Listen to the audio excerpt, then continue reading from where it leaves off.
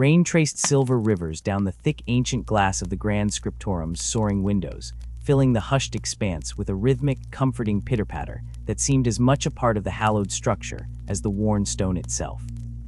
That sound had been Tiberius Vex's near-constant companion for almost 60 years within these walls, a gentle counterpoint to the deeper, more profound silence of history diligently preserved, his entire existence bent towards safeguarding the Imperium's fractured memory. Hunched over his desk, the lamplight catching the deep fissures in his face like canyons on a topographical chart, Tiberius guided a quill with hands weathered by decades of parchment and purpose, hands that had known the brutal grit of bolter shells and field rations far longer than the smooth ivory of writing tools.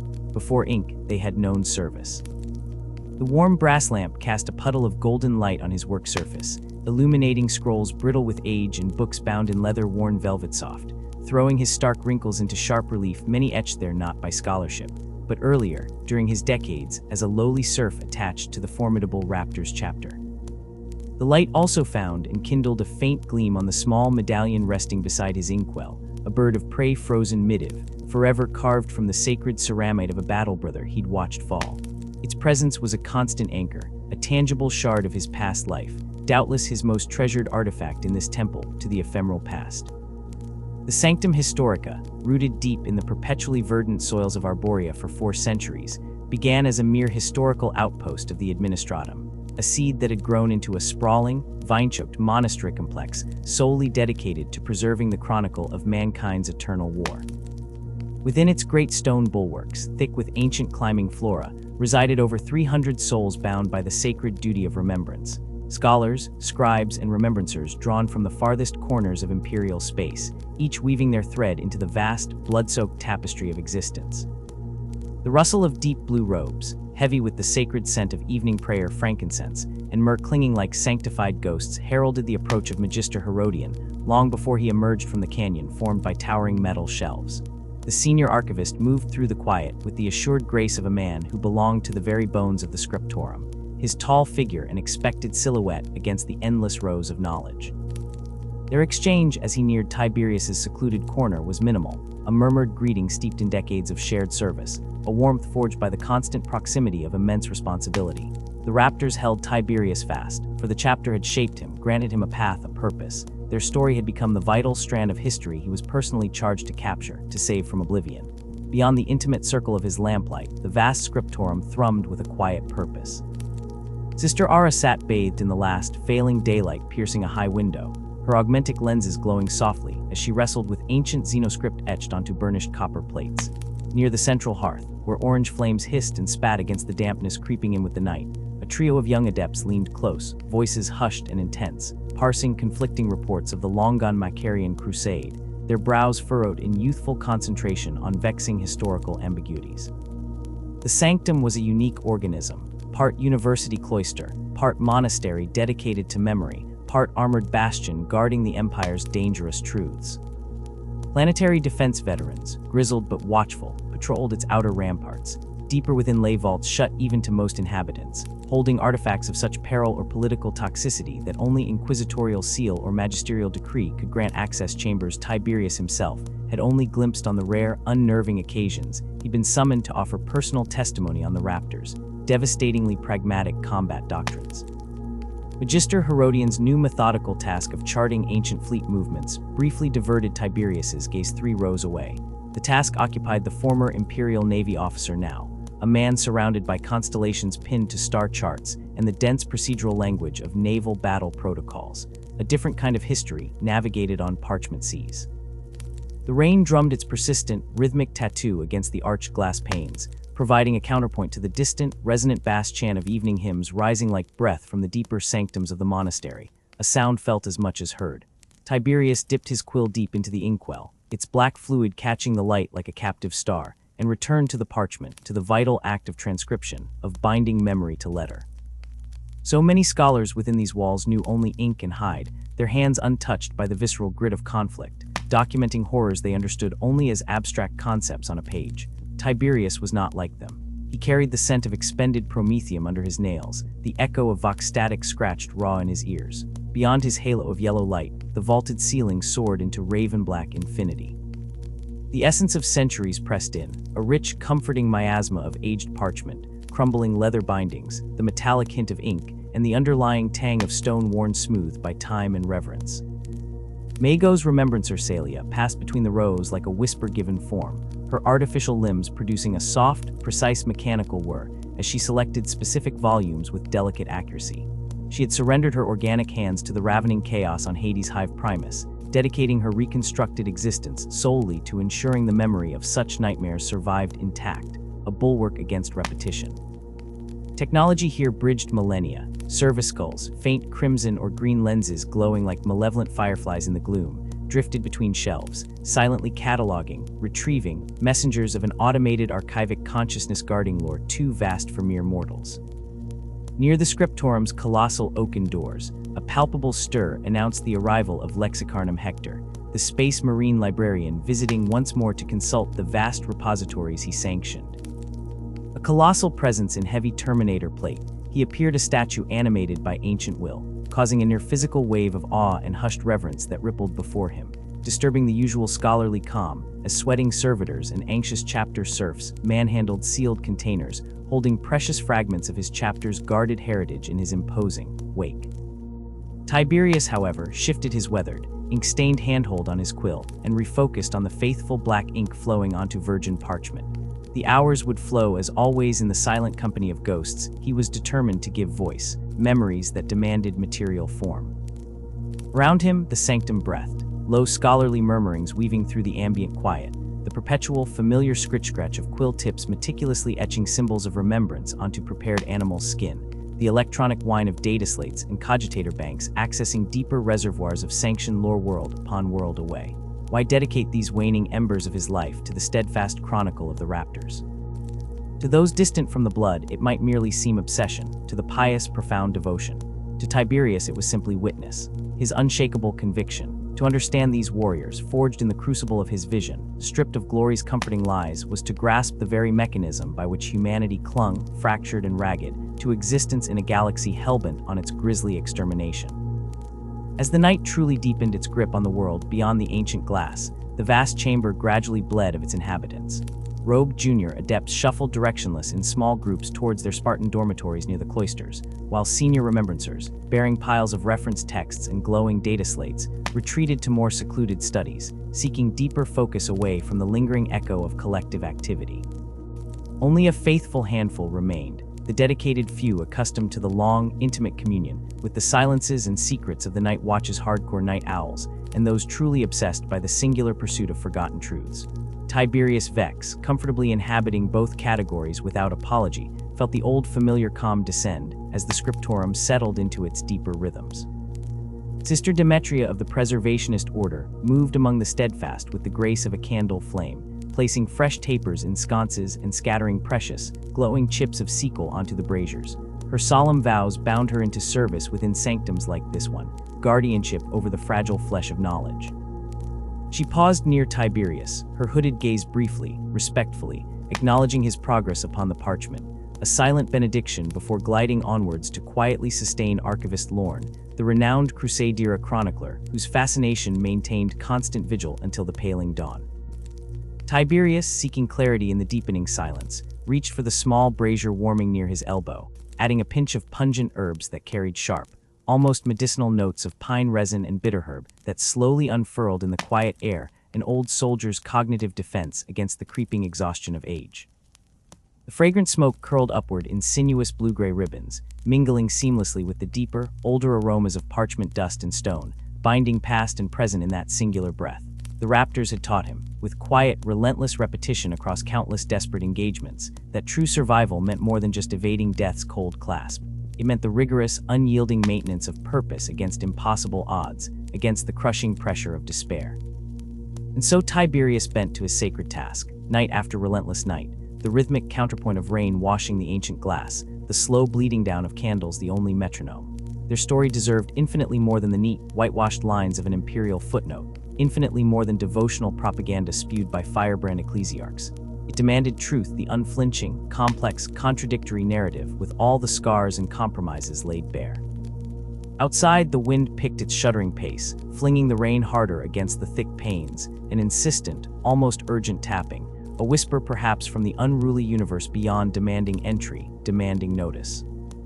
From amidst the deeper shadows near the eastern transept, Savant Hollis let out a soft, genuine chuckle, a sound like pebbles rattling in a tin cup, having doubtless unearthed some wry, bitter historical irony within the text he devoured. The sound reverberated faintly, a momentary, unexpected fleck of irony that pulled Tiberius briefly from his intense focus, and served as a rare reminder that understanding itself, even of tragedy upon tragedy, could possess moments of bleak, illuminative insight. His lamp flickered momentarily then, casting dancing, elongated shadows that leapt across his desk, distorting the familiar ink pot, the medallion, the careful, half-written words a silent reminder of impermanence. And beyond the sanctum's immense, immovable walls, the forest world of Arborea pursued its own ceaseless, effortless cycles of burgeoning life, vibrant decay, and fecund renewal, serenely, maddeningly indifferent to the crushing weight of history being methodically, painstakingly preserved within. Yet it was solely within these walls, lit by relentless zeal and fading candle flame, where pens like his dragged traces of ink across blankness that the myriad fragmented histories of mankind were given enduring shape, wrestled from the jaws of forgetfulness. Tiberius flexed his stiffened fingers, the permanent ink stain etched like a scar into his skin, leaned low once more towards the lamplight's precarious pool, and resolutely began to write. The wounds of the Horus heresy were still hemorrhaging fresh agony across the stars when the second founding cleaved the crippled legions. The Imperium bled endlessly through a million deep, unpurged cuts of planetary betrayal, while the Emperor's radiant dream lay utterly shattered, mirrored ruinously in his own shattered, throne-bound form. It was within this crucible of almost unbearable grief and grinding weakness that Robot Guilliman's rigorous codex, Astartes, fractured the mighty legions into the far smaller, more survivable form of chapters. From the grievous, near-obliterated remnants of the Xi XDH Legion, the Raven Guard, several new chapters clawed their way into warlike existence. Among this scarring ritual of rebirth were the warriors who would, much later, assume the mantle of Raptors. Their very inception was stained, irrevocably, with both bitter fortune and inherited tragedy, a price demanded by their violent genesis in the heresy's malignant shadow.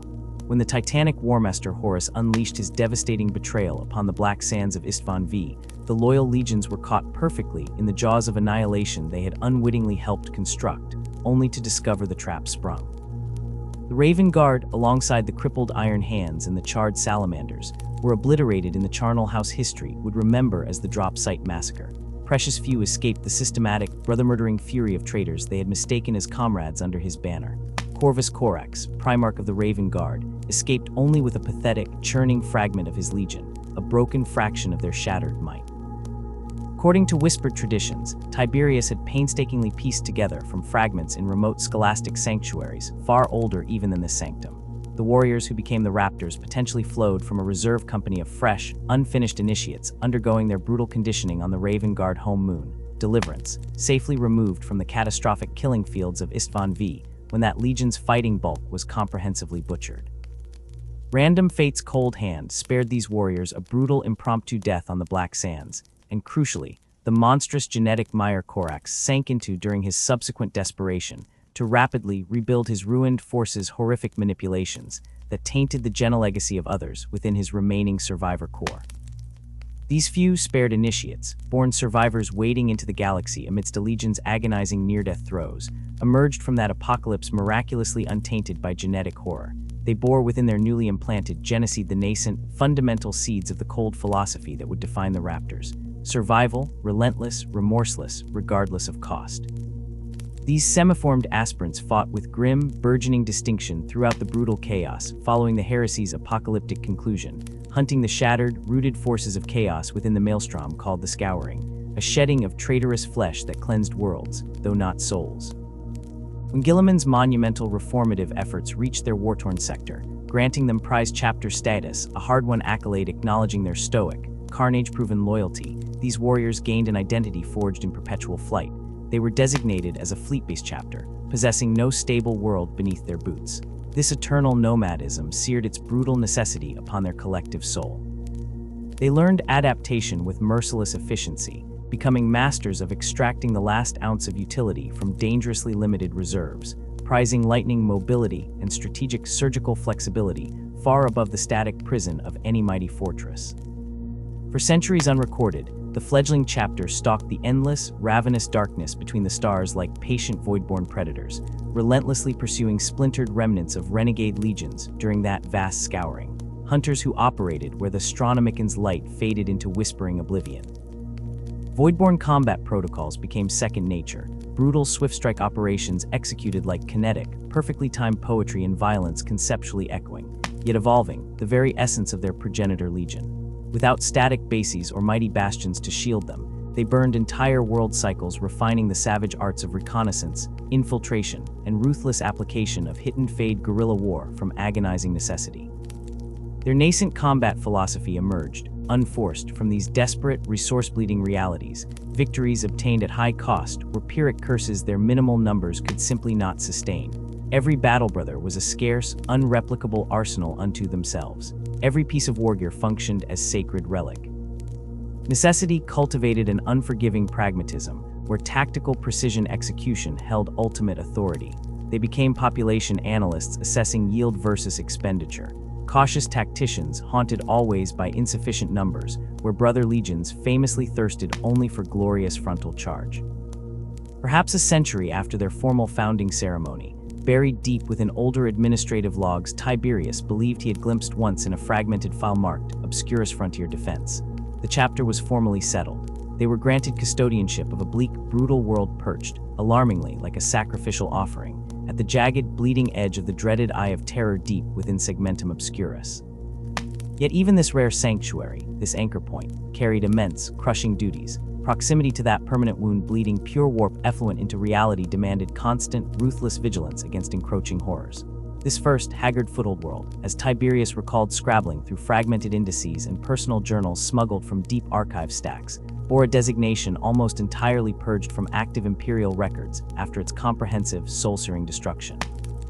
Those initiates or tech priests old enough to remember its jagged cliffs and acidic seas, the rare few who have carried the memory unfaded through stellar decades, called it simply the Ari, in tightly guarded whispers laden with potent, indefinable grief. On that frontline parched rock, harsh and unforgiving, under the literal horrifying gaze of the cancerous warpstorm consuming all attempts at structure or peace above them, the Raptors stood guard with unflinching, unsung duty for generations upon generations. It was during this long, grinding vigil, at the festering edge of madness, that their core divergence from numerous brother chapters descended from more illustrious legions began irrevocably solidifying beyond mere operational pragmatism into existential stance. Many Adeptus Astartes chapters cultivated intricate cultures bound by rigid concepts of martial honor, battlefield glory, traditions saturated in a blood-obsessed aesthetic, narratives celebrating conflict itself as a sacred rite, where heroic death held equal value to victory achieved.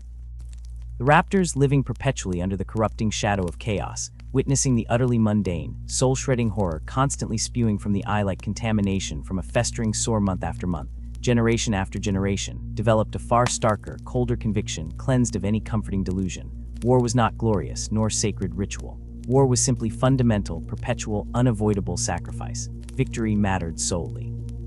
The manner by which it was achieved ranked distinctly below the necessity of its achievement while preserving essential strength. This ruthlessly pragmatic operational philosophy set them glaringly apart, becoming doctrine written in the irreversible sacrifice of warriors lost needlessly to purest honor when practical observation demanded retreat.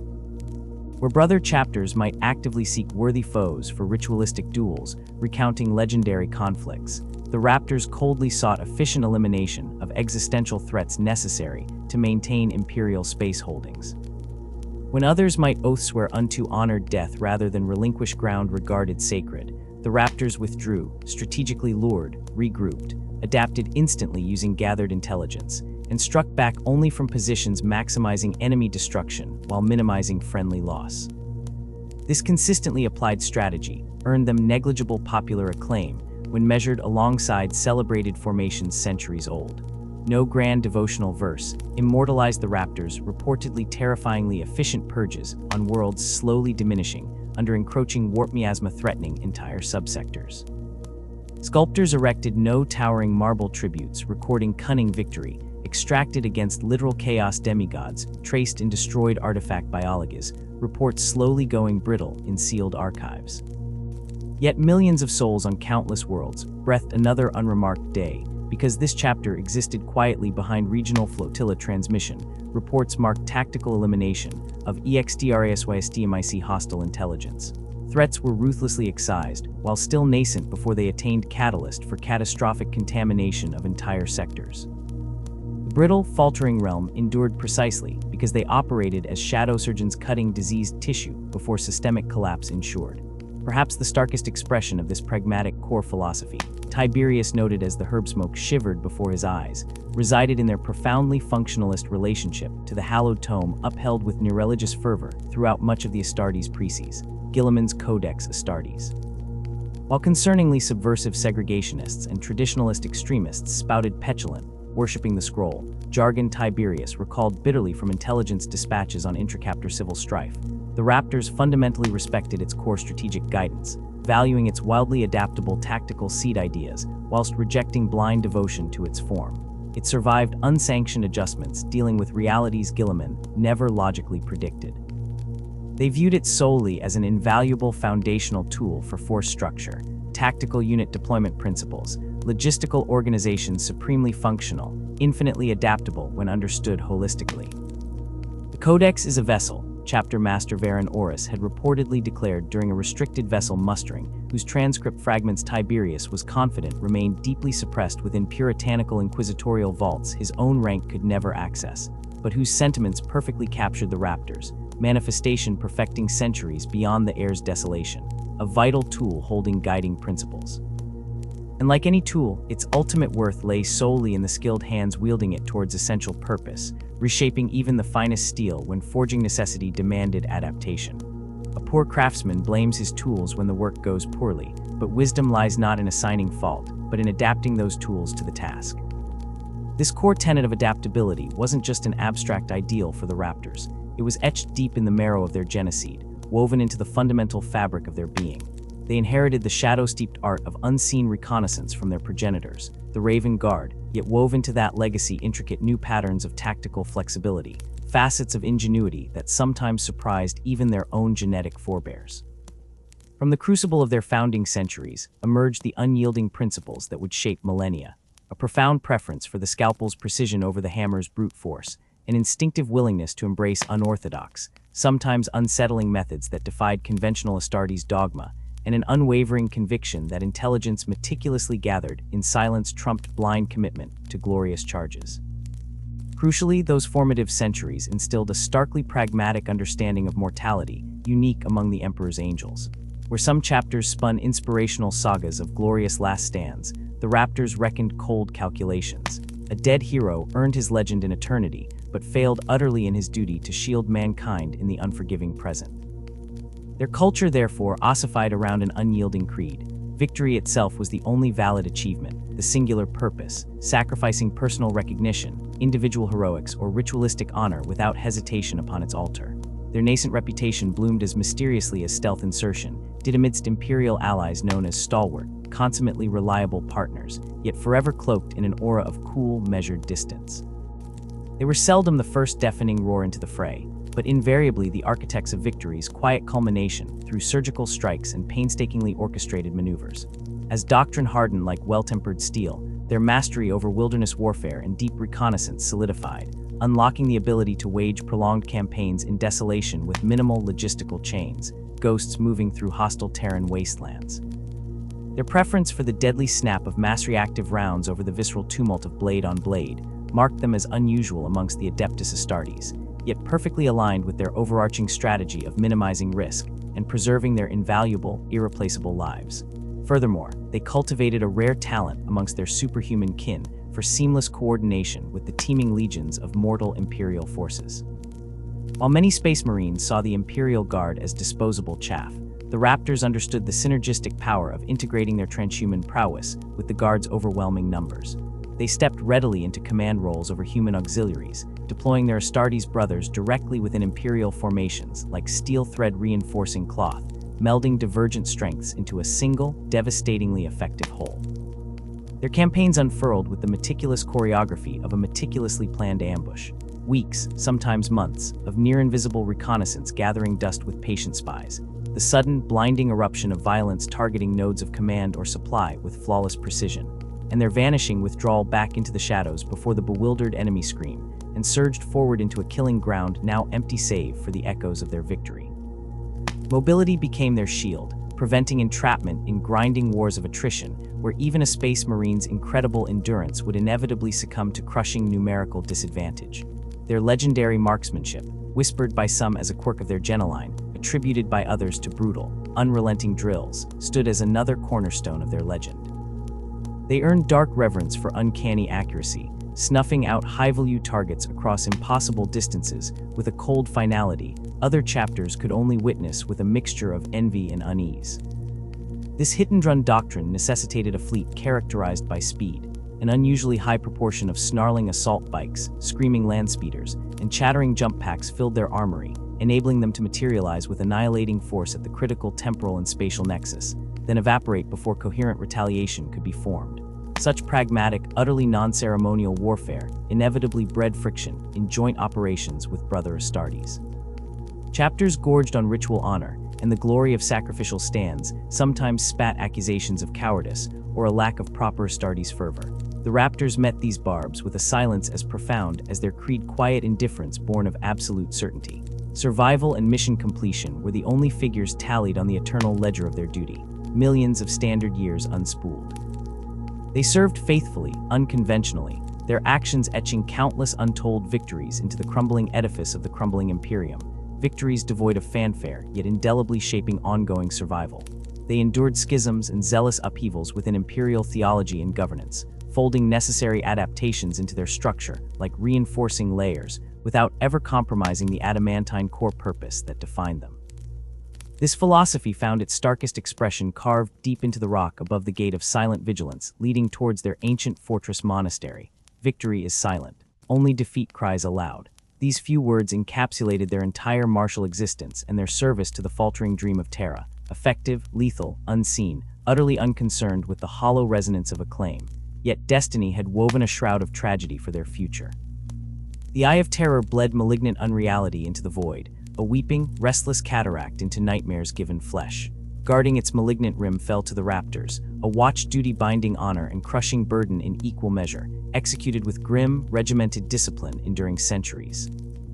Their fortress monastery, a vast, shadow-cast complex hewn into the obsidian spine of their harsh, storm-lashed home world, stood like a silent, defiant sentinel against the tide of chaos that periodically boiled forth from that wound in the universe. Millennia passed in a constant drumbeat of war against shifting legions of demons and renegade Astartes. They refined specialized kill protocols against entities birthed from thought alone, secrets passed from veteran to initiate in hushed tones within dark chapels. Their librarians compiled immense archives of forbidden data concerning warp phenomena and psychic malignancies, a repository so profoundly insightful that Ordo Malleus inquisitors sometimes eyed it with poorly concealed covetousness.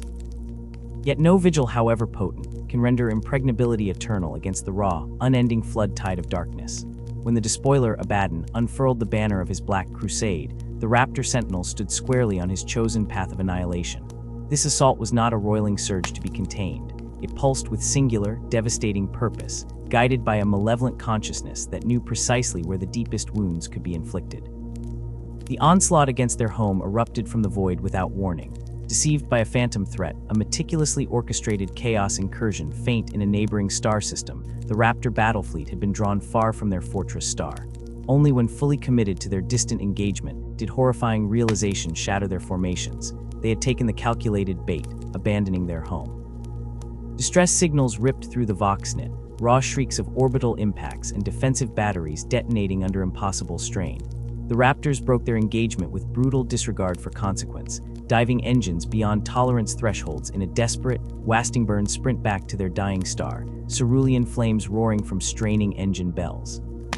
Chapter Master Kayan, scarred veteran of 300 years of grim warfare, knew even as the orders shredded his throat that they would see only ruin. The vista greeting their arrival eclipsed all nightmares. Lifeless hulks of their orbital defenses painted jagged tombstones against the stars. The atmosphere itself seemed aflame below, choked with the obscene tracery of bombardment trails piercing downwards towards the fortress monastery. Knowing survival was lost before the first countersalvos fired, the Raptors flung themselves at the Chaos Fleet. The void became snarls of macro cannon fury and silent blossoms of light where mobile fortresses died, a chaotic firefight consuming reality itself. The chapter's flagship, the immense battle barge Shadow of Deliverance, gouged terrible rents into the traitor fleet before suffering catastrophic reactor implosion, vomiting radioactive plasma into the emptiness. Kayan, seeing Annihilation's cold hand close, commanded the remaining vessels to undertake a desperate plunge planetside. There remained a sliver of possibility: recover something sacred relics, ancient archives, genocide, the very fragile hope of the chapter's future amidst the incandescent wreckage of their mountain fastness. Survival depended on a miracle pulled from the inferno. The few who punched through the burning sky and thundered unto blasted landing zones found desolation absolute. The fortress monastery hadn't merely been targeted, it had been stalked with hateful, meticulous malice. Not content with destruction, the pestilent legions of chaos had violated reality's bedrock beneath it. Where soaring towers had pierced storm clouds, gaping, poisonous craters pulsed, filled with bubbling, iridescent sludge that hissed and dissolved ceramite like parchment. The Apothecarian, the sanctum safeguarding their progenitor's genetic legacy, was a river of molten slag and plasteel slag. The vast librarium vaults, holding 10,000 years of hard-won knowledge against the warp's madness, roared with pale witchfires that resisted all attempts to quench them. The hallowed reclusium, tomb chamber for heroes and reliquary of blessed relics, lay violated beyond comprehension, sanctity replaced with profane sigils carved deep into the bones of the mountain. In the choking murk, Apothecary Thaddeus, his own body a ruin of agony yet systems functional, herded a battered remnant through treacherous, shifting ruins deep in the poisoned earth. Hope felt as crushed as the rock around them. Yet within a suffocated subchamber shielded by collapsed plasteel beams and crackling energies, a single stasis field generator hummed defiantly, encasing 20 progenic glands, 20 fragile threads of genetic memory, 20 potent seeds of future warriors harvested post-mortem as ritual dictated. It was pitifully little, a bare, trembling glimmer of futures possible, but it was existence postponed. The Raptors seized this ultimate prize, salvaged other fragments, damaged armor plates wrought by ancients, fragments of data slates fused beyond readability, fragments potent only as symbols of what was yet to be rebuilt, and fought a vicious, compartment-to-compartment battle back to their burning transient fleet. As scarred hulls clawed for vacuum one final time, the ultimate desecration unfolded. Virus bombs, like streaks of emerald ice, fell towards the scorched surface beneath them. Abaddon's parting gift, ensuring nothing, not memory, not life, not even the ghosts of mountains, would endure on the Raptors' desecrated cradle. Shatter was too mild a word. Of 1,000 immortal warriors, scarcely a century yet drew breath. Their fleet, once a proud constellation of blade-like ships, was a broken fist of crippled vessels trailing atmosphere and leaking radiation. Homeworld purged, fortress corrupted to its atoms, relics and records ash, genetic legacy reduced to a score of gleaming seeds within humming caskets. The single devastating blow delivered the chapter to the razor's edge of oblivion. For others, this would mark the grim terminus. But the essence sculpted during the Raptors' ascendancy was adaptability and survival trumping doom. Chapter Master Kavan issued his final mandate amidst the groaning bulkhead alarms: scatter. Every surviving void-capable vessel, no matter how grievously wounded, was to take a fragmentary spark of the remaining genocide, a clutch of irreplaceable apothecaries and tech marines mastering resurrection, and a cadre of battle-scarred brothers to shepherd this ember. Go deep, vanish utterly across the galaxy's abyssal wastes, rebuild in isolated silence, await the resonant signal to reunite the lineage. Kavan himself remained behind, commanding a skeleton fleet composed of the unrecoverably damaged, facing down the pursuing tide of chaos. Knowing extinction awaited him, he hurled his broken vessels into a warship storm, buying precious microseconds for the others to make the translation into the solvent unreality of the warp. His sacrifice delivered them into hiding, bearing those final glimmering sparks upon which millennia hung. Centuries crept past with glacial indifference. Imperial records declared them lost, their proud name engraved anonymously upon the Administratum's sorrowful roll call of chapters: missing, presumed destroyed, another fading echo swallowed by the Imperium's endless carnage. The presumed extinction interval spanned vast tracts of the bloody 37th millennium. The dispersed survivor cells vanished deeper than shadow, existing as phantoms avoiding the gaze of both potential ally and relentless foe. Each haunted clutch established hidden redoubts in impossible places, within iron scrap fields of ever-shifting lifeless asteroids, secreted beneath the frozen methane crusts of dead moons, deep within the bioluminescent labyrinth jungles of tyrannical death worlds sparing no trespasser. Recruitment was agonizingly slow, agonizingly selective. each aspirant tested beyond breaking before being gifted the precious drops of Geneseed, then forged meticulously in the martial doctrine and cultural imperatives of the historic chapter before its sundering. Yet discontinuity within isolation inevitably twisted tradition. Subtle differences in tactical emphasis bloomed amongst the hidden bands. Some burrowed further into pure shadowcraft and reconnaissance, becoming phantoms beyond even Adeptus Astartes norms. Others, shaped by their hidden sanctuaries, forged divergent expertise in void-hull boarding actions or planetary siege-breaking from within. All, however, held fast to the fundamental axioms of measured application, intelligence supremacy, survival first, victory silent. Communication between these far-flung ghosts remained perilous, laborious, protracted. Fragmented whispers flickered across light years via encrypted astrotelepathy.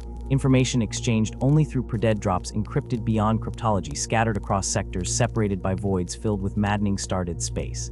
It was layer upon layer of silence measured in centuries. Yet, step by infinitesimal glaciated step, coordination reknit the severed strands. Fragments of an ancient discipline began to synchronize.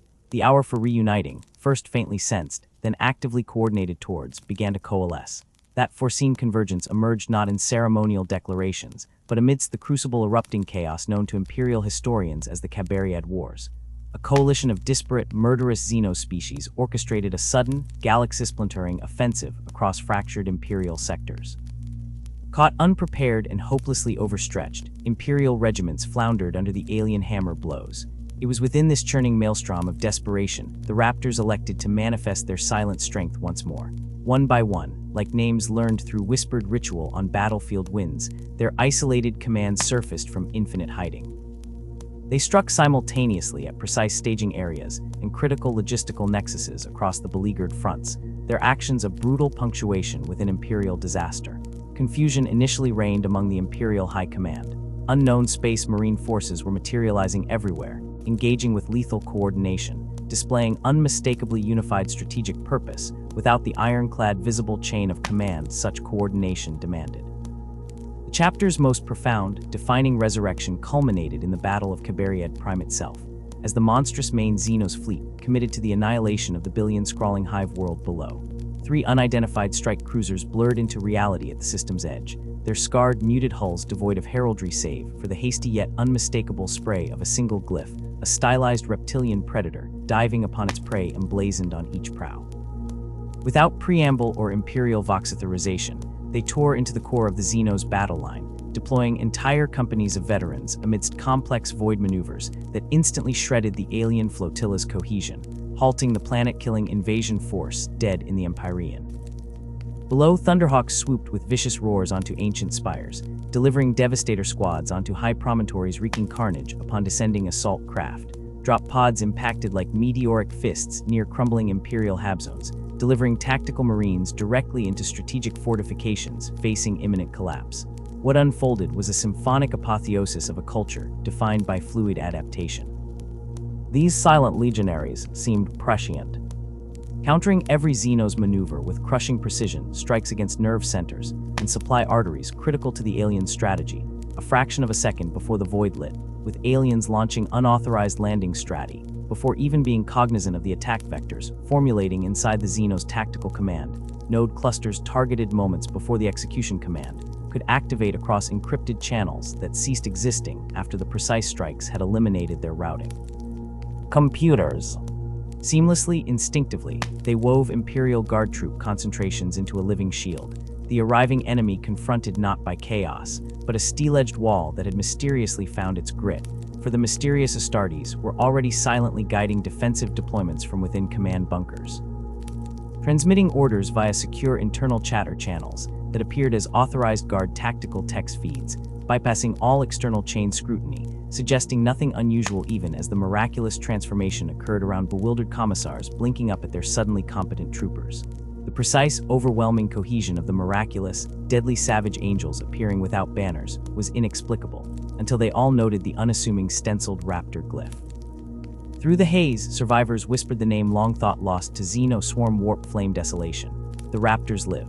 The thunder of ceramite boots ceased as the last traitor engine crumpled under controlled cracked missile detonations, the smoking wreckage of what had been an Imperial city now scarred and silent, but finally, brutally, cleared.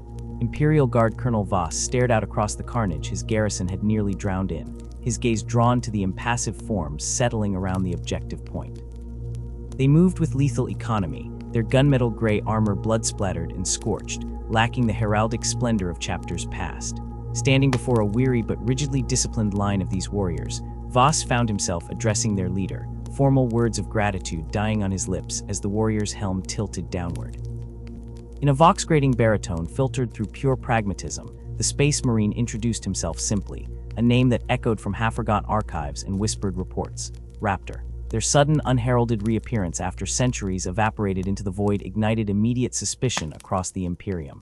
Inquisitorial agents descended like carrion birds, demanding verification, origins, explanations for their absence.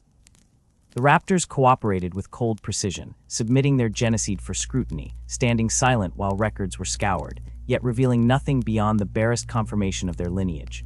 They endured the scrutiny as they endured war, patiently, resiliently, revealing only surfaces, depths forever hidden. Only when the High Lords of Terra themselves, satisfied this was no elaborate chaos deceit, no Xenos mimicry, stamped their decrees with the Aquila seal was the chapter formally recognized, Lermontov's ninth, the Raptors, reborn into the Emperor's light. Their reward for pulling Imperiali's IV back from the abyss was tangible, a world. Granted sovereign rights within the vast, obscuring embrace of the Sutter spiral nebula curling north from the Segmentum Solar, the Raptors claimed their due. The name of the planet itself became an ephemeral ghost in Imperial data slates. Numina in Logistics Manifest 77941M Sund, Ra in Navigational Hazard Addendum 17, Cordy's Pole on a century-old astrocartograph refit log, Badwater mumbled by a cadre of bewildered scriveners overheard during audit. A fog of nomenclature, artfully woven, likely by the chapter's own unseen hand, its true face. A remote, tectonically restless sphere embraced by nebular tendrils. Here, they built Prime. This fortress monastery bore no resemblance to the soaring spires and adamantium-bright battlements common to Adeptus Astartes homeworlds. Surface structures were minimal, rough-hewn rockreat bunkers nestled inconspicuously amidst mountain spines, cunningly vented for geothermal taps and void shield generators, presenting only minimal sensor signatures. Like the identity of the world it dominated, Prime's true scale lay concealed.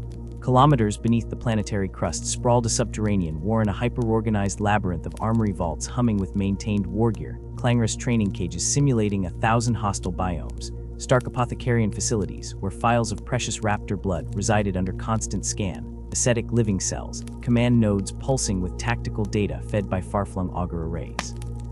Void shields, layered and adaptive, drank sensor scans and spat back diffraction patterns mimicking barren rock. Orgus arrays whispered secrets of approach from millions of kilometers out, linked to defense lasers buried deep beneath mountain peaks, their energy accumulating unnoticed until annihilation became necessary. This hidden stronghold, a fortress built within the planet's very bones, was the nucleus of their rebirth. The cliff edge near Oblivion had taught them core axioms etched into every battle brother's soul by the fires of necessity. Vulnerability was no mere disadvantage, it was death accelerating towards them. Secrecy was not paranoia, it was the bedrock of survival. Adaptation was not an option, it was the only sustainable strength. These principles became their catechism, their genetic inheritance reforged not only by the Emperor's science but by marrow-deep trauma. In the millennia unfolding ahead, darkness would test them repeatedly, brushing their chapter with extinction's cold breath once more, but they would meet each crucible as they had conquered all prior trials, cloaked, adaptable, surviving. On the parchment muster rolls, the Raptors presented a familiar visage conforming to the Codex Astartes. 10 companies, each 100 battle brothers strong, the 1st through 9th wielding specialized roles, the 10th reserved for the unblooded novitiates. Yet beneath this acceptable carapace of orthodoxy pulsed innovations born of desperation and refined over centuries of operating on the razor's edge. The 10th company stood as the starkest deviation. Where other chapters saw it principally as a creche for neophytes awaiting their place in the line companies, the Raptors cultivated an elite reconnaissance arm, swollen beyond nominal size and seasoned by veterans. Sergeants who had marched through war zones for centuries chose deliberately to remain integrated within these shadows, foregoing promotion to the battle companies, their gray wisdom passed down through generations of scout surrogates under their grim tutelage. These old warriors ensured the chapter's far-seeing eyes remained sharp. The eyes see what is laid bare, veteran Sergeant Callus, whose helm bore the scars of a career stretching over soul-chilling centuries, and whose gauntlet had gently but permanently pressed aside formal promotion 5 distinct times, would rasp to his charges. The mind sees the shadows gathering beyond sight, the shape of the blade still hidden. Trust both utterly, for death hunts the blind. This emphasis on seeing the unseen bled throughout the Raptor structure. Even tactical squads in the battle companies deployed disseminately, melting into terrain like smoke, covering sectors thought impossible, gathering whispers and electronic ghosts that tighter, more conventional formations might trample or miss entirely. Their choice of aspirants reflected this cerebral imperative. Unsentimental apothecaries scouring worlds sought not merely brawn.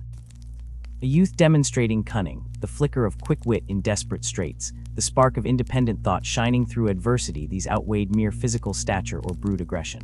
Even when drawn from their isolated homeworld scattered tribes, often glimpsing the so-called sky gods only in mythic whispers, the selected showed a certain feral cleverness, an ability to think under the crushing weight of the wilds. Initial training forged these proto-soldiers not through mindless pounding, but through vexing puzzles wrapped in combat. Trials deliberately lacked singular solutions, demanding mental agility as much as martial prowess. The infamous labyrinth stood paramount, a vast, shifting manufactorum complex under the mountain, its corridors governed by arcane logic, reconfigured constantly by unseen servitors, seeded with environmental hazards searing steam vents, sudden chasms, vacuum zones, toxic atmospheres, and patrolled by automated combat drones. Maps rotted into uselessness moments after attempting to chart them. Defined strategies crumpled against walls actively sliding to negate them.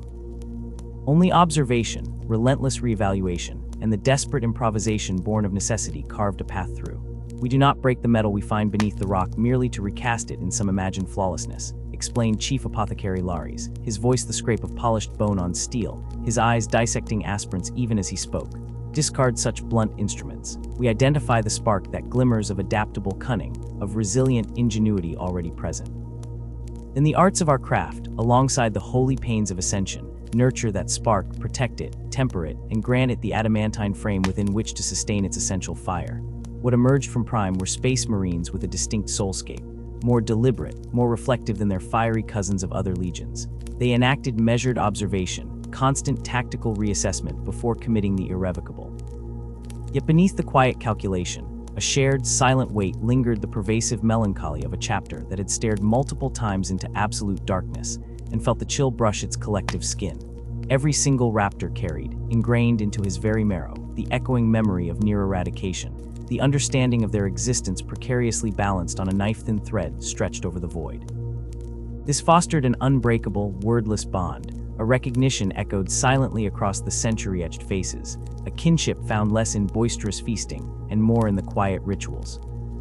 The rhythmic meditative cleansing of bolters, the low-voiced, endlessly analytical debrief scratching across auspex screens long after battle cooled, the shared silence vibrating with unspoken understanding, brothers sitting together in the humming quiet of the armored bay merely to exist within the armored presence of those who bore the same indelible past.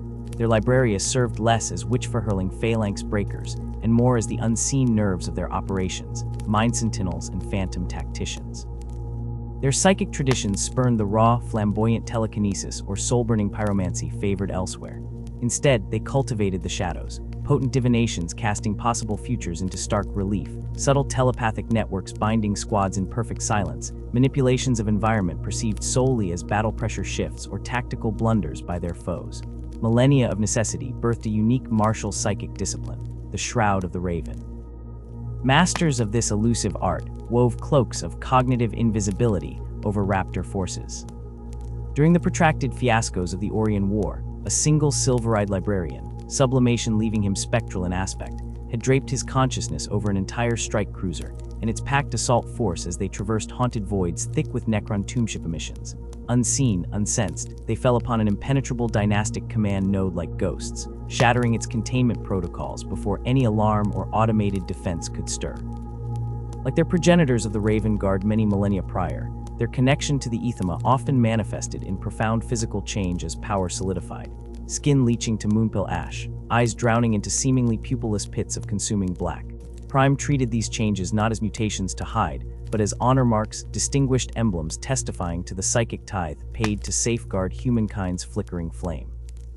Within the regimented avenues and stark junctions of the subterranean Prime, where efficient lumostrips offered unwavering light and tactical holomatics overlaid key intersections, replacing grandiose murals and echoing great halls, life unfolded with quiet focus. The chapter maintained its embarrassment of space, a lethally efficient installation concealed with fanatical zeal deep within the Sutter Spiral Nebula, where the light of stars contended with stellar dust so thick it betrayed sensors and thoughts alike. From orbit, expert pilots guided by exacting encrypted coordinates revealed little. Mountain valleys offering only rock formations concealing geothermal taps, and perhaps an unexpectedly reinforced bastion door or two.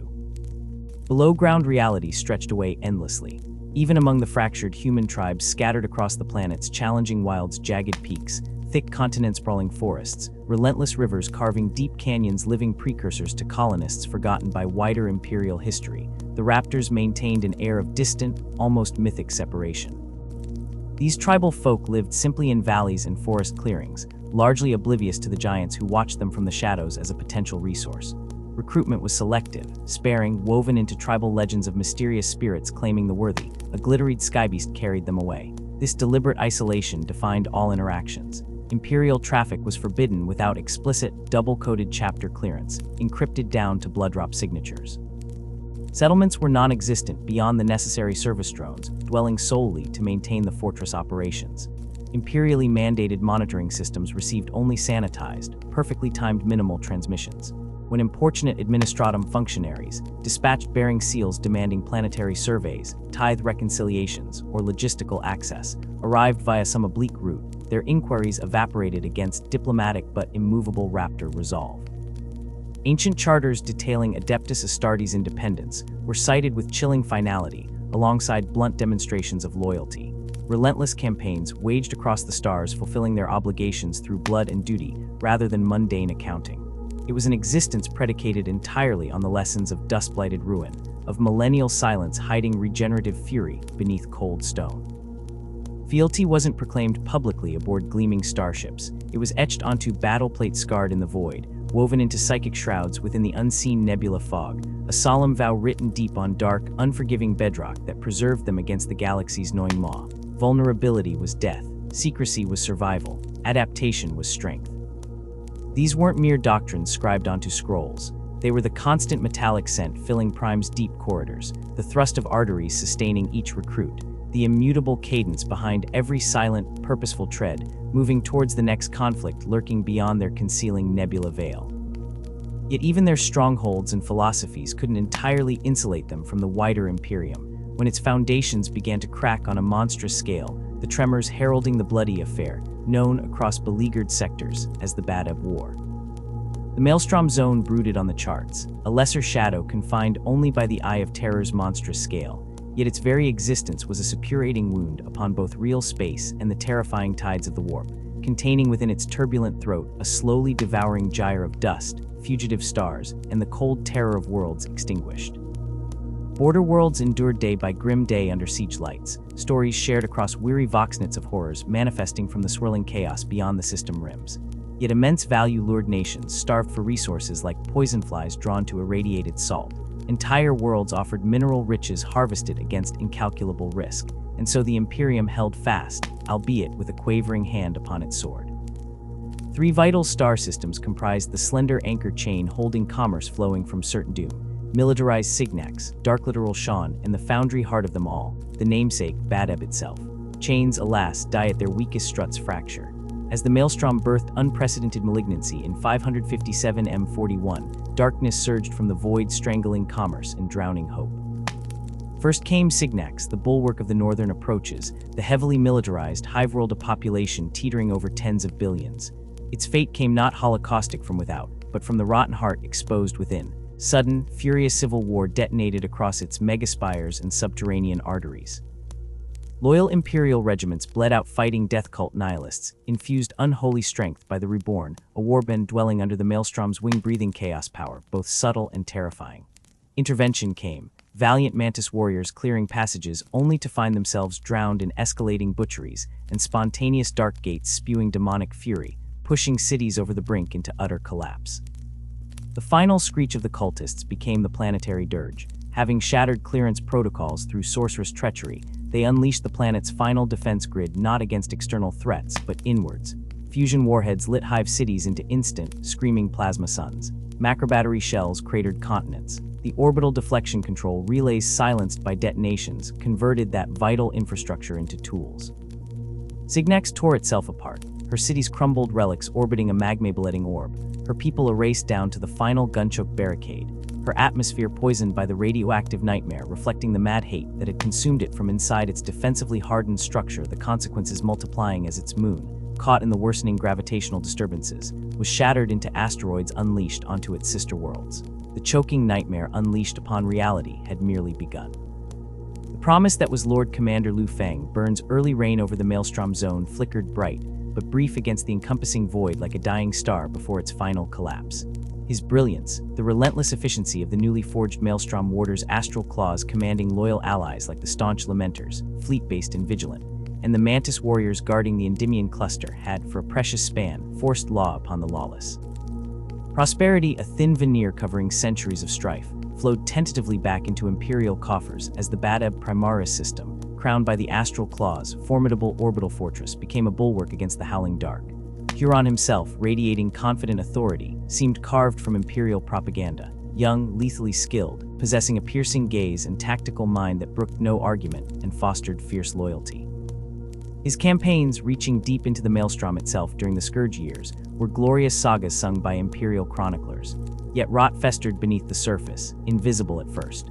The withdrawal of the Charnel Guard, a gaping wound never healed, forced the warders onto thinner ice, their subsequent setbacks and mounting casualties hardening Huron's disposition into something cold, sharp, calculative. The founding chapter master Ravik Blake's desperate, fatal plunge after Orc raiders into the Maelstroms Maw wasn't just a loss, it was a catalyst, thrusting the chapter master's mantle upon Huron at a moment when the ambitious man's vision already began curdling towards dominion. He saw not just defense but control. The transformation was subtle then terrifyingly swift. Policies shifted from calculated defense to aggressive expansion, scavenging corsair fleets swelling the Astral Claw's naval might. Tacit threats replaced diplomacy, scorched planet edicts and stockpiles of forbidden exterminatus-grade weaponry, signaling a willingness to cleanse rather than conquer. A failed coup on Badab Primaris wasn't a tragedy for Huron. It was an opportunity, divine mandate descending upon his mailed fist. Acting with chilling finality, he purged the planet's ruling caste, accusing them of corruption with a righteous fury that masked power lust. He claimed the title Tyrant of Badab, imposing his will not just over his chapter, but over Badab Primaris and its sister worlds, citing the historical precedent of Ultramar and the Warder's own charter as twisted justification. This act of usurpation echoed across nearby systems. Local elites vanished overnight, replaced by sycophants loyal only to the tyrant. Fortified watch bastions, grim outposts garrisoned by space marines, spat defiance from key worlds. Planetary defense forces were dissolved, their remnants forcibly merged into a standardized, ruthlessly trained organization, branded the Tyrant's Legion, fanatically devoted to Huron alone. The effect was brutal efficiency. Corsair raids were smashed back with unprecedented vigor, freeing the Astral Claws to strike deep into contested zones, each victory further fueling Huron's infamous renown. Emboldened, hubris solidified into rebellion. Huron petitioned Terra formally, demanding chains of fresh Space Marine chapters, even a new founding, to execute his grand design of crushing the Maelstrom entirely, a purification he framed as the Emperor's ultimate intent. The dismissal by cautious, distant administratum lords, citing other Imperial fires burning brighter, was a mortal insult to the tyrant. It confirmed his deepest suspicion. Terra saw the Warders as expendable watchdogs, not saviors. The withholding of the Adeptus Mechanicus, sacred geneseed tithe, commenced infrequent, incomplete, then ominously ceased. Whispers of forbidden apothecarian experiments on rapid zygote cultivation, clinging to the rare astropathic distress calls that escaped the thickening ring of steel. The chapter swelled beyond codex limits, nearing 4,000 brothers, a legion born in heresy. When further requisitions for regional resources were flatly denied, replaced instead by crushing tax demands from segmentum petitions, Huron committed the irrevocable sin. He withheld Badab Primaris, imperial tithe entirely. Trade choked within his self-proclaimed realm.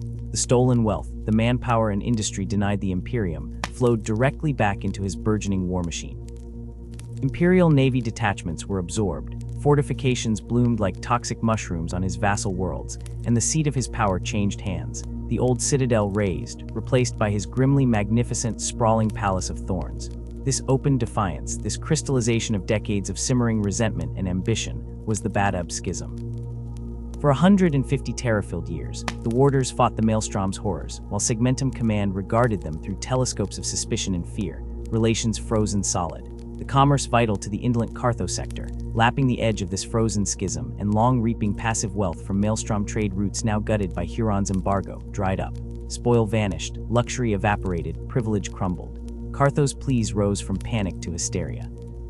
By 901 M41, their influence pushed for decisive action.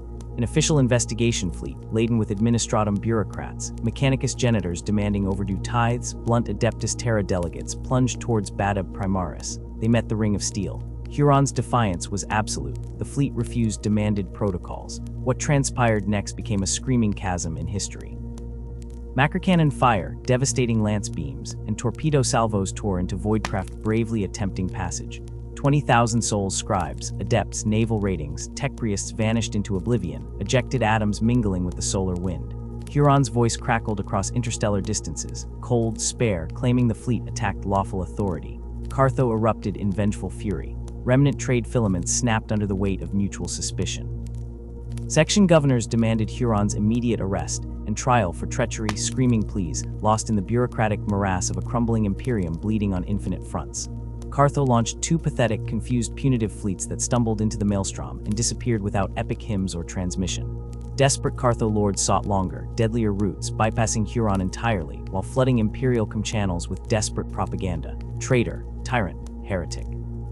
The final crucifixion of Imperial bonds came decades later. In 903 M41, restoring to ancient statutes and the founding Imperiales edict with fanatical literalism, Huron proclaimed the Articles of Just Succession. Witnessed by the masters of the besieged lamenters and their strange bedfellows the Mantis warriors, it formally severed the Maelstrom zone tithes to all external sectors, declaring Huron's empire a self-governing bastion according to ancient rites neglected by neglectful Terra. Cartho blustered war but had neither spear nor shield.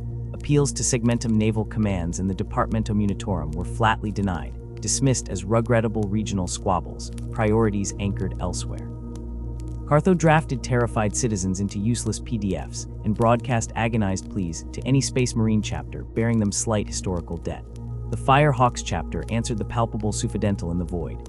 Dispatched to investigate Cartho ship losses skirting the Maelstrom borders, a Fire Hawks cruiser, the Red Harbinger, nosed cautiously into the Galen system, perceived territory under Mantis warriors' stewardship.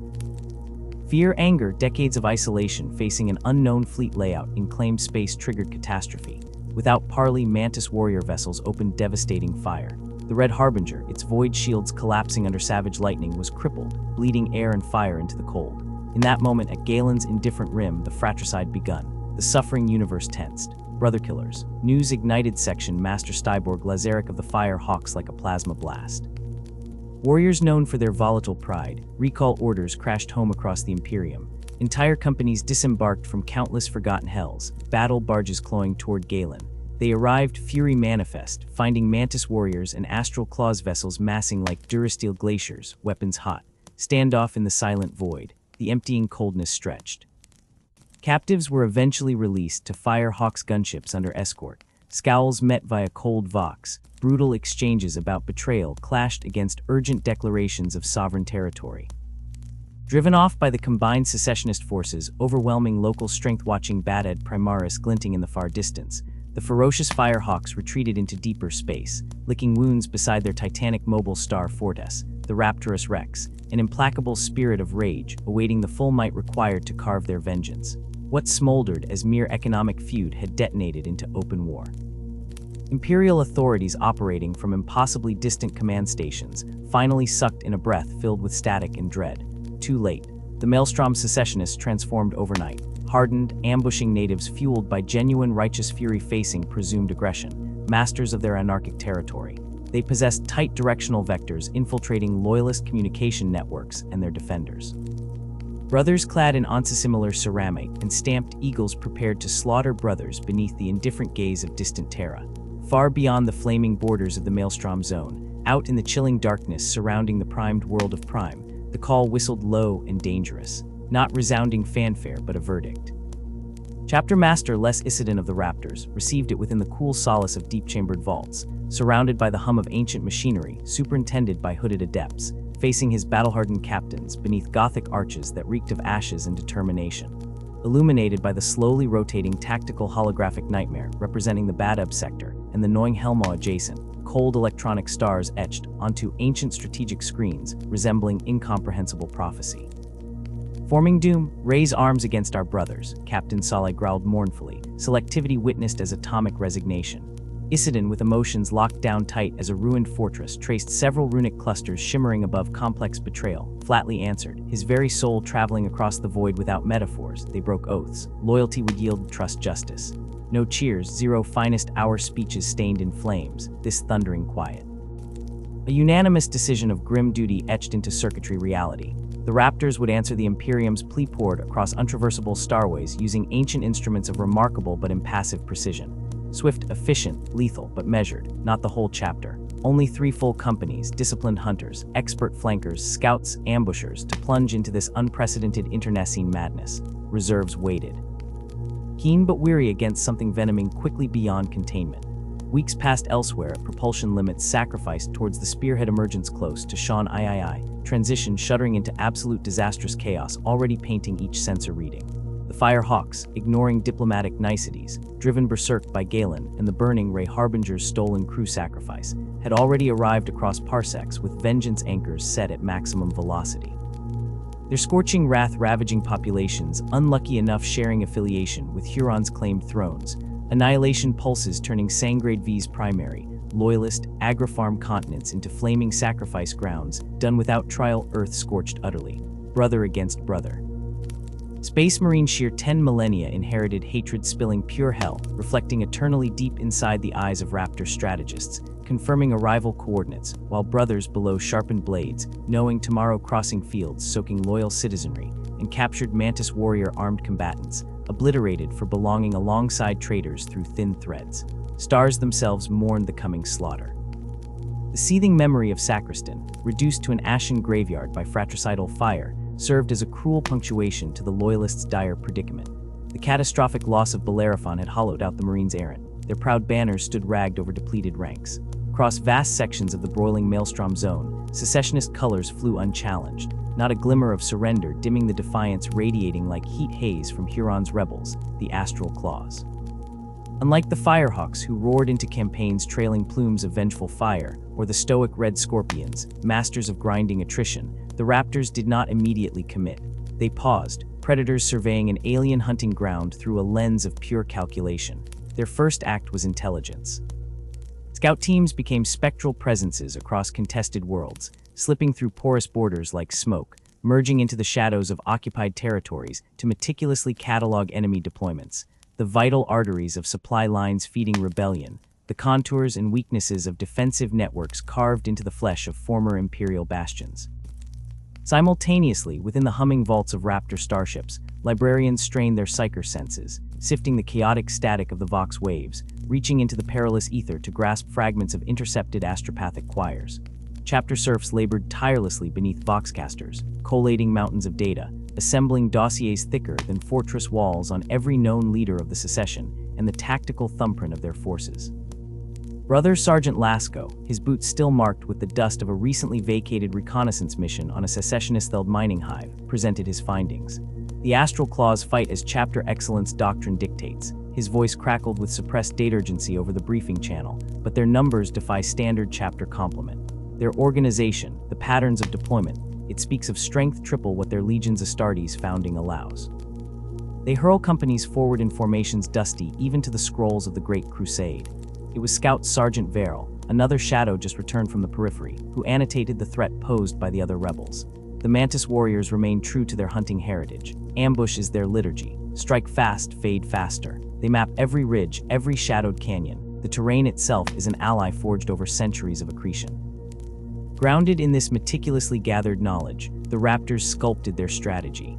Where the Firehawks sought catharsis in the cleansing inferno, and the Red Scorpions demanded the crushing weight of direct assault, the Raptors honed themselves into a scalpel.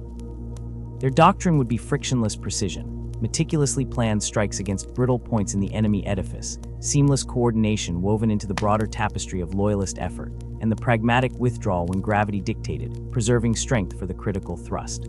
Lord High Commander Karab Cullen, appointed Magister Militum amidst the spectral echoes of his predecessor's demise, recognized the essential, unsung utility of this approach. While some chapters strained against assignments lacking in resonant battle glory, the Raptors embraced missions precisely aligned with their core functions. Their impact echoed first through the clamor of Kamara's liberation. As the Howling Griffins met the Astral Claws shield-to-shield amidst ruined manufactorums, generating thunderous noise and carnage, unseen Raptor teams were already deep in the enemy's resonant cavity. They moved with predatory silence, isolating command hubs humming with hubris, detonating ammunition silos that lit the night sky in secondary detonations miles apart, scuttling communication relays vital for coordinated secessionist defense. In a single cycle of darkness punctuated only by those silent explosions and the sudden, baffled cries of severed communication links, 3 key Astral Claws commanders ceased to exist, extinguished in their guarded chambers. Simultaneously, the planetary defense grid's guiding spirit flickered and died under a calculated tech assault. When the sun rose, the organized resistance had fractured, allowing loyalists to claim victory with minimal spilled blood. Galen presented a different arena, a proving ground against shadows within shadows. Here the Raptors met the Mantis warriors on terrain dreamt for ambush, the vast, cloying darkness of southern forests and treacherous swamplands. Battle lines dissolved into a formless, silent tableau. Squads ghosted through the perpetual twilight, the rustle of alien leaves louder than Astartes' movements, tracking spectral hints for days, sometimes weeks, without a single bolt discharged kicking up muck. Brother Thaddeus, his optic feed painting the world in muted greens and ambers, found himself locked in a deadly, intimate duel with a Mantis warrior counterpart, a mirror glimpsed fleetingly through the trees. 5 Sol Standard days became an eternity of observation, prediction, countermove. We understood each other, Thaddeus later recounted in the sterile calm of debriefing, his augmetic eye dulled for the moment. Each shot, however perfect the opportunity screamed, meant immediate displacement. False trails woven from broken branches and faked bootprints. We learnt the language the wind made playing through the canopy, used territorial fauna shifting through the undergrowth as cover noise. It felt recursive. Like playing regicide blindfolded against a perfect replica of your own mind. This lethal stalemate shattered only when sharp-edged Raptor librarians, minds cast into the Imperium like finely calibrated sensors, detected a gathering concentration of Mantis warriors massing for a thunderous counter-assault against the Fire Angel's hard-won beachhead. Captain Solaris faced a brutal calculus. Engaging the imminent ambush force head-on promised heavy Raptor casualties and bloody triumph for the Fire Angels, but let the deeper infestation fester. His decision was cold steel in the spine. He let the attack unfold, the Mantis coils striking true against surprised Fire Angels, while a dedicated Raptor counter-scout element exploited the enemy's commitment. They became the ultimate trackers, reversing the ambushers' path through the tangled pathways only Mantis warriors knew. Intelligence secured the precise location of a vast, subterranean supply reservoir proved instrumental. Salamander fire collided with Raptor precision in a devastating strike that vaporized the cache, consuming ammunition, medical reserves, and the vital lifeblood of resistance. Starved of sustenance, the secessionists will eroded, forcing an unpalatable withdrawal from 3 critical strategic regions. The northern hemisphere of Galen fell silent, secured without a further soul sacrificed. Yet the Raptors' definitive contribution resonated deepest during the brutal campaign for Zongrad. This ancient, fortress-bone world stood as a bastion out of time, resisting secessionist savagery desperately, but treachery from within had gnawed at its heart, crumbling half its indomitable citadels. Crucially, the teeth of its orbital defense grid remained firmly under Astral Claw control, their devastating guns actively shearing apart the void, halting loyalist reinforcements like a metaphysical barrier. The monumental task of reclaiming Esrad, the nexus of this defense grid, landed as a joint operation. The indomitable might of the Salamanders entrusted to draw fire as a blunt instrument, shield for the Raptors' delicate, clinical scalpel. Sergeant Taran led his squad, field-modified plates coded to minimize emission signatures into the silent void, while the Salamanders erupted into thunderous assaults, creating predictable shockwaves of retaliation across the secessionist perimeter. Taran's team infiltrated the planetary skin. They became wraiths traversing 300 kilometers of lethal terrain over 5 Nervadrawn nights. Radios were tombs of silence. Movement was reserved for the deepest shadows beneath alien constellations. Minefields stretched like vast, malevolent gardens, navigated by micrometer precise scans and preplotted paths. Automated sentry guns swept predictable arcs, their targeting sensors evaded by exploiting terrain dead spots and calculated pauses. Twice, they froze during the heart-churning daylight hours, becoming hypercooled statues melting into ruins or fungal growth as patrolling Astral Claws stomped past mere meters away, Vox chatter picking up only the whistle of the bitter wind of Zongrad. Reaching the monolithic hulk of the primary defense complex felt like breaching a crack at the edge of reality. Structural analysis conducted premonition paid dividends. Melta charges, micro-patterned and precisely placed, didn't need brute force. They sang for critical stress points, causing entire colossal sections of rockcrete edifice to groan and yield without the devastation of a frontal siege, creating minimal collateral damage and irony against its purpose. The battle that followed within the echoing caverns of the complex was an abattoir rendered in confined geometry. Heavy casualties stained the Raptor record red, the price demanded by close-quarters savagery in corridors designed for obstruction. Yet the objective flared across their command feeds. Critical weapons silos, fine-tuned mechanisms designed to scorch orbiting void ships, deformed into slag by phased plasma leaks initiated by sabotage codes. As the oppressive shelter sphere of the defense grid flickered and died, the great engines of Imperial battle barges pierced the upper atmosphere, their bombardment cannons erupting in voices that shook the world's very roots. On the surface, amongst the smoldering ruin of the complex, surviving Raptors didn't wait for the salamander drop pods to scorch the sky. They became catalysts, long-buried resistance networks, dormant cells waiting for the sign, ignited. Sergeant Taran, his armor pierced and scoured, but his resolve diamond-hard, coordinated uprisings across 3 key fortress cities. By the time the salamander pods slammed down, loyalist hands already clenched half a world in their grip. Zongred ceased being a symbol of resistance. Its liberation cleaved the secessionist domains and bloomed as a vital staging lantern in the maelstrom's uncertain gloom. It proved the tide could turn. Throughout this brutal prosecutorial war, the Raptors never wavered from their core doctrine. Mission integrity superseded both vainglory and the seductive poison of vengeance. The secessionists weren't objects of hate to be exorcised. They were complex tactical problems demanding efficient solutions, threats requiring neutralization protocols. This clinical detachment jarred against the tempers of allied chapters, particularly the Firehawks whose minds ran hot with blood-dripped memories. Yet the pragmatic personnel of the Imperial Guard and Navy held the Raptors in quiet esteem. They recognized the immense value in such iron-bound reliability, the implicit promise of limiting gratuitous casualties, the deep thinking underpinning each silent strike. This disciplined professionalism extended even to prisoners. When a crucial apothecary attached to the Astral Claw's Tyrador Primus detachment on Esrad was captured by a Raptor strike team, he wasn't subjected to ritualistic defilement or barbaric interrogation. He was handled constructively, cataloged, questioned methodically, using hypnoinduction and veritatorium scans designed for precision, not agony. This yielded unexpectedly devastating intelligence. Painstaking interrogation, crackling with sharp-edged logic rather than brute pain, pried loose perhaps the tyrant of Badab's most loathsome secret.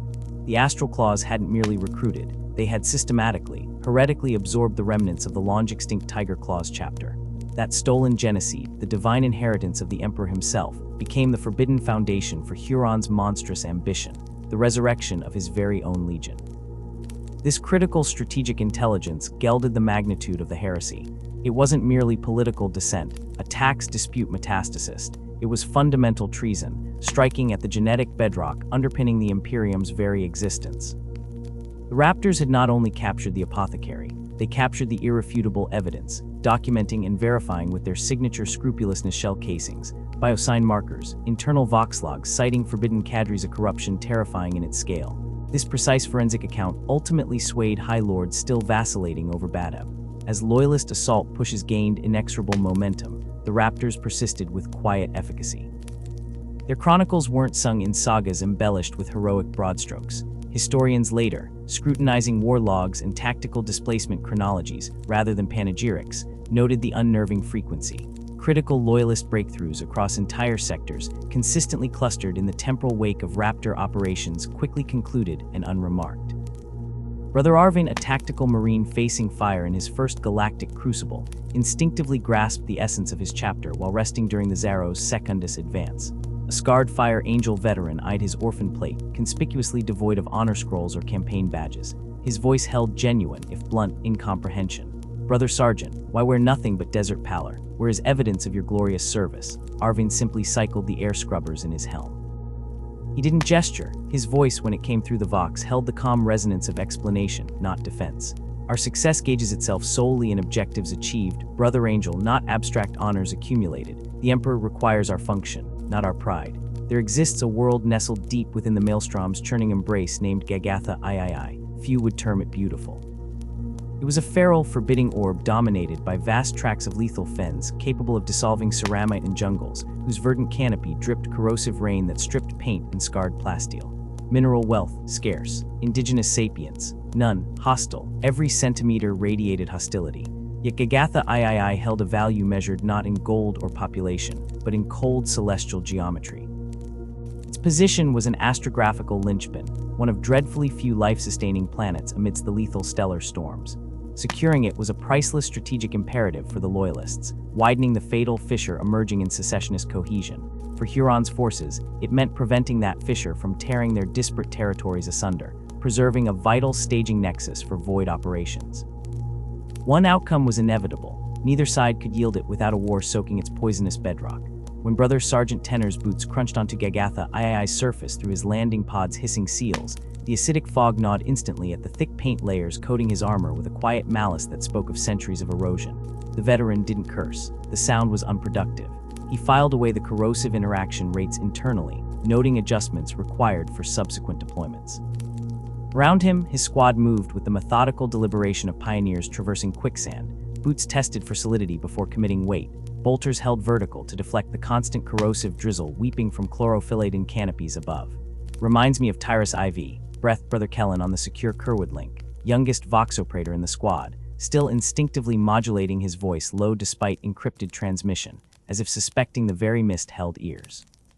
Tenor cycled an aerial atmospheric sample. Similar chemical toxins. Primary divergence. Tyrus toxins bore the greasy fingerprint of orc filth polluting biosphere primary. Here, he gestured with a gauntleted hand towards a nearby bloom resembling an organic pitcher plant, tendrils actively dissolving some scaly carcass pinned within its digestive maw. These suffering aspects evolved symbiotically. This ecosystem functions upon their efficiency. Where other Adeptus Astartes legions might classify the world's entire biosphere as an obstacle demanding pulverization or avoidance, the Raptors recognized its deadliness as an untapped weapon. Planet Gagatha III itself could become a definitive combatant against forces lacking the patience or methodology to decipher its complex lethality. Within mere souls of establishing an initial operational perimeter, the Raptors had synthesized planet-wide hazard mapping. Eastwards, gas pockets capable of dissolving adamantium-rich ceramite lay camouflaged beneath placid waters emitting deceptive heat signatures.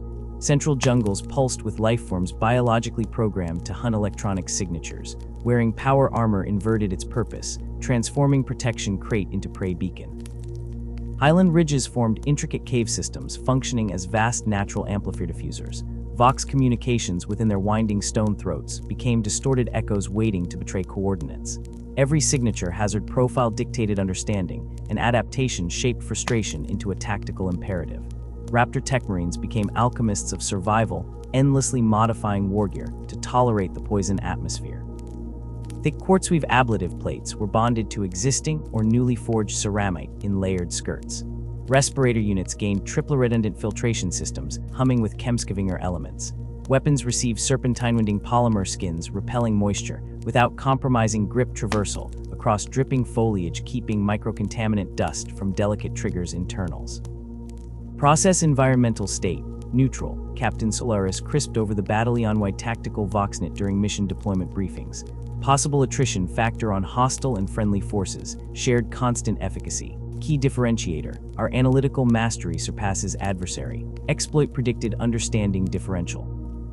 This ingrained mastery manifested during initial contact confirmation, encountering a Mantis warrior's patrol, emanating from one of Gagatha's few elevated plateau's surfaces, projecting like fractured islands above the lethal canopy lake below.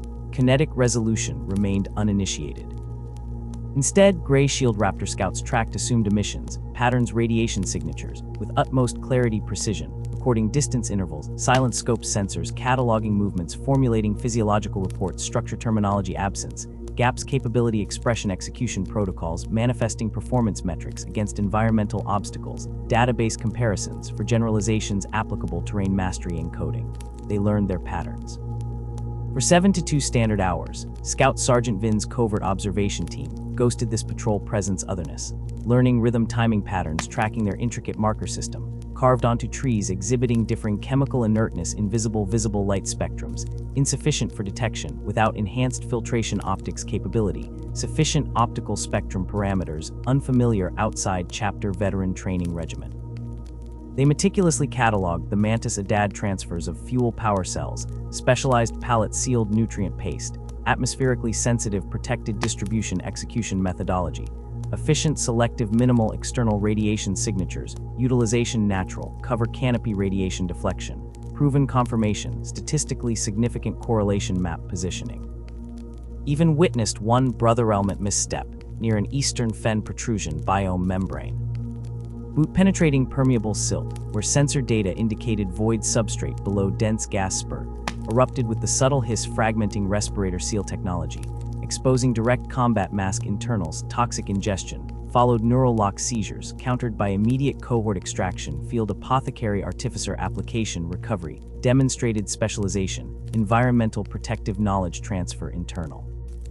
Cohort possessed substantial terrain knowledge, VIN crackled via compressed data burst frequency beyond Mantis Vox intercept capability spectrum. Predictable parameters established. Current intelligence assessment. Inferior frequency resolution, compared updated chapter sensorium cartography depth scale primary factor. Duration existence adaptation, practice limited matter temporal significance infrastructure, secured at plateau zone prior engagement protocol estimate, authorized 30 sol standard rotations, previously confirmed unreliable surveys, report correspondence displacement. This reconnaissance became grist for the tactical mill. Storming that plateau redoubt headlong would court disaster against prepared positions, optimized against external assault vectors, ignoring wider planetary hostility constraints. Conventional siege warfare ignored the omnipresent planetary hostility, functioning as constant background dilution factor, doubling neutralized engagement effectiveness, projecting costly resolutions, requiring disproportionate resource allocation, calculated against objective value function, unnecessary acceptable loss rate differentiation model, considered statistically imprudent. Raptor combat logic-focused synthesis alternative resolution, manipulating Gaussian planetary malignant signature function, crushing opposition, without exposing overwhelming chapter assets uncovered. The secessionists didn't grasp it, yet they unconsciously expected the predictable shock violence of the salamanders, or the burning theatrics, aligned Fire Angel's doctrinal dogmas, integrated significant annihilation, counteroffensive protocols, achieving victory through concentrated expense acceptable loss ratios, attrition expenditure resource calculation, not applicable Raptor efficiency matrices.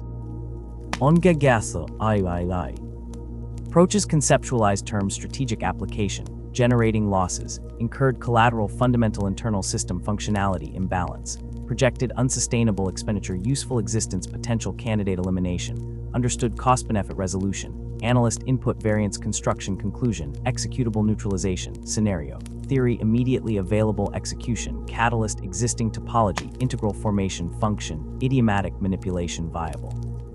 Thus the Gagatha campaign metastasized into another infinite asymmetric shadow conflict, where ambush tunnels rats attack counters geometrically multiplied disassociated border geopolitical significance, dissolved continuum, instead became quantified topographical accident map distinctions, function-producing lethal zones, gathered intelligible competing squads, hunted each other amongst prima terra unspeakable nightmarish ecosystems, ignore territory boundaries, understanding purely mortality.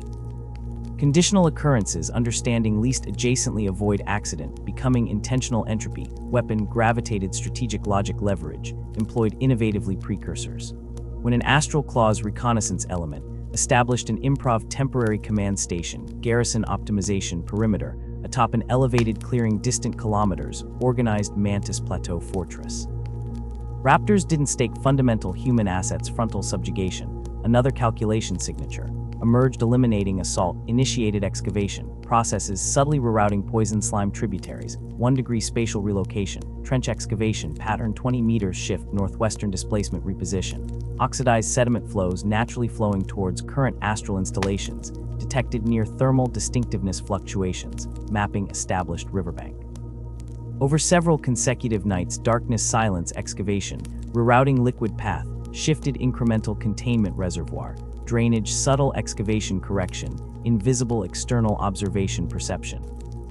Simultaneously, Raptor scouts suppressed surface ambient noise signatures predator, calls vital acoustical reflection interference patterns, affected defensive perimeter autoreactive auditory sensors, suppressed maintaining acoustic attenuation bubble masking, intended hydraulic restructuring project without detection. Once detention basins naturally formed redirection trajectory, achieved halted previous calibrated course, now saturated geologically unstable excavated porous ground, beneath astral temporary central hub. Promise diverged assassination function. Foundation softened liquefied murdered structural integrity equivalent mechanical digger, perpetrated accelerated erosion sabotage synthetic chematricides, served merely trigger latent endemic instability, already existed physiological phenomenon ironically constructed station, positioned perfectly ensure maximal substrate corrosion hydrology profile, predicted collapse schema. Days later structures telegraph pole verticality, expressed alarming angular rotations, azure degrees hemisphere sky sinking viscous liquid clay slurry grave, devised natural forces, intentionally rerouted measured thoughtful malice application apothecary Thaddeus observed detachment, treating battle barely mild inhalation toxin spores, triggered lung rejection violet discoloration medication, well understood stabilized observations, noted combat efficiency, loss negligible sanguinary report. Self-correction. Cross-compound confusion manifested structural catastrophe, panic chaos secondary injury, descending inhibitor fields shields ankle-deep watery grave, inevitably taking root arms flailing impotent rescue teams, imposing structural collapse increasing rate tertiary catastrophe sequence, begun forensic timeline conclusions, visible helpless monitor battalion position, siege cannons, inert useless witness sinking base elements. Gray shield sniper fire, displaced suddenly seemingly impossible angles concrete sinking platforms, predicted earlier safe zones, authored Raptor expeditionary scouts radically variant terrain mapping available enemy archives, outdated replacing cliffs scramble impossible positions, snapped visibility gaps airspace periodically denied indirect fire eliminate mobilization, chances critical structural injuries, methodical traversal pathway destruction, deliberate sequence trapping initiating. Localized obliteration, irrelevant conventional negotiation, points traditional warfare. Salivate predicted doctrine practical application salamander shock force unobtainable fire angels, measured pyrotechnic spectacle confirmation parameters. Thaddeus stated simply consigning the agonized cries from the sinking ruins flickering markers, targeting localized suppression solutions, overriding plasma diagnostic his secondary display, while needle penetrated flesh precisely antitoxins, auto-injecting calibrated volumes matching personal body, mass genetic toxin tolerance ray. Database constant. Their cognitive modeling framework remains locked simulations incorporating outdated strategic interaction models, unable account dissolution, traditional deterministic planet, Gagatha renders textbook resolution equations tantamount algorithmic pathology certifiable suicide. Raptor understanding grew consuming planet parasite digest subject organism, learning language, expressed uniquely observed native predator techniques integration, synthesized silence lessons, learned how flora territory markers operated chemical informational network signature observation, wind patterns velocity vector influence, airborne toxin dispersal atmospheric particulate frequency, observable humidity interplay sporadic electrical storm ignitions, triggering unexpected. Bioluminescent surges native fauna repellents avoidance personalized avoidance map integrations, recognized mineral-rich rock outcroppings, inversely correlated predator primary sensory output, impaired producing zones effective temporary camouflage micronscale safe, relative complex hierarchical, hazard quantification calculus develop intimate knowledge, translated unprecedented battlefield function strategy, tailor-made lethality specifically GAGs, unique combat environment rule sets. Creation analog replication, impossible external entities, lacking equivalent biological environmental simulation, dataset mesoframe integration scalable solution implementation, instance recognizing certain bioluminescent fungi species, notorious iridescent glow signaling reproductive phase, contain microscopic spore packets, explosively gas-propelled triggered sudden disturbance, impacting unprotected ocular systems, temporary blindness, recovery variable depending exposure. Duration-specific fungal subtype researched identification, became incorporated nightly operation template specified scouts, triggering intentional inciting fungal detonation moments, preceding close melee assault spear elements time precisely coordination, maximum effect raptors, equipped reactive light impairment lens savers, neutralizing glare biological origin attacking secession, forced literally sightless staggered disoriented immediate percussive bolter fire tactical solution, noted larger ape. Predator species avoided geological formations containing trace mineral signatures, known interfere migratory navigation sensor, arrays frequency mesh biological systems, Raptor cheminalis actively mapping perfect ambush locations, echoes guaranteed no disruptive indigenous megafauna interference ambush action, guaranteed silence equivalent noise absence background enabling surgical precision, Varaneb encountered confirmation evidence foundation building part, weapon translating observables. Operational steel. The humid shroud of Gagatha's lower valleys became more than merely inhospitable terrain. It forged a sanctuary of last resort. When Astral Claw squads surged, outnumbering and overwhelming, the Loyalists learned to melt back, not in panic retreat, but into prescouted pockets of dense fungal growth and treacherous gas vents, vanishing like phantoms, forcing the enemy into exhausting, futile pursuits across ground as deadly as the defenders themselves. The true breakthrough, however, wasn't merely hiding within the jungle, but becoming a part of its ceaseless, discordant symphony. The veterans discovered that the planets breathed the guttural bellows of unseen megafauna, the high-pitched insectal chatter, the piercing shriek of superheated gases escaping through rock, the slow, groaning creak of colossal flora expanding formed a chaotic, ever-present drone. To move against this cacophony was to ring an alarm. To move with it, that was revelation. Squads, their dull ceramite plates already stained by caustic sap and volcanic dust, began to mimic the planet's rhythm, developing jungle walking, an unnatural, seemingly stumbling gait that synchronized the deep thump and scrape of armored boots with the thrum and scrape of the living world itself. Power armor, notoriously noisy, became whisper-quiet under the jungle's sonic assault. Even the Mantis warriors, whose very name evoked stealth and sudden death, found themselves outmaneuvered and ambushed by hunters who had learned to mimic the environment's erratic pulse. Panic Vox traffic eventually revealed a captured secessionist commander's bewildered lament. It's as if the planet itself has joined the Emperor's side. Months crawled by, the campaign calcifying into a harsh, grinding war of attrition where the Raptors' innate patience became their sharpest weapon. Vitality became more precious than territory. Victories were measured in severed supply lines and crippled transports rather than grand sieges of fortified positions. Every stealth strike launched by the secessionists, every counter-ambush sprung by the Raptors, became a lesson meticulously cataloged by the apothecaries and disseminated through encrypted channels. Patterns emerged, weaknesses were charted, enemy patrol routes and resupply frequencies mapped with terrifying precision. Brother Kellen, who had once cursed Gagatha's nature in comparison to the scorched plains of Tyrus IV, now led a squad after Sergeant Tenor succumbed to an exotic, debilitating toxin harvested from some previously uncatalogued plant horror. As his remaining brothers, their armor a mosaic of hasty patches, scorch marks, and bioluminescent streaks that glowed faintly in the gloom, awaited his orders near an arterial river road choked with phosphorescent algae, Kellen felt the weight of their transformation. Their implants might have shielded their features, but the burdens of constant vigilance and hard-won wisdom were etched into their stances. "We don't fight the planet anymore," he stated quietly, the gravitic hum of his power armor barely perceptible above the drone of unseen river predators and the gurgling gas vents nearby. "We let the planet fight for us." Their target, an Astral Claw munitions convoy grinding through the morass, drew nearer.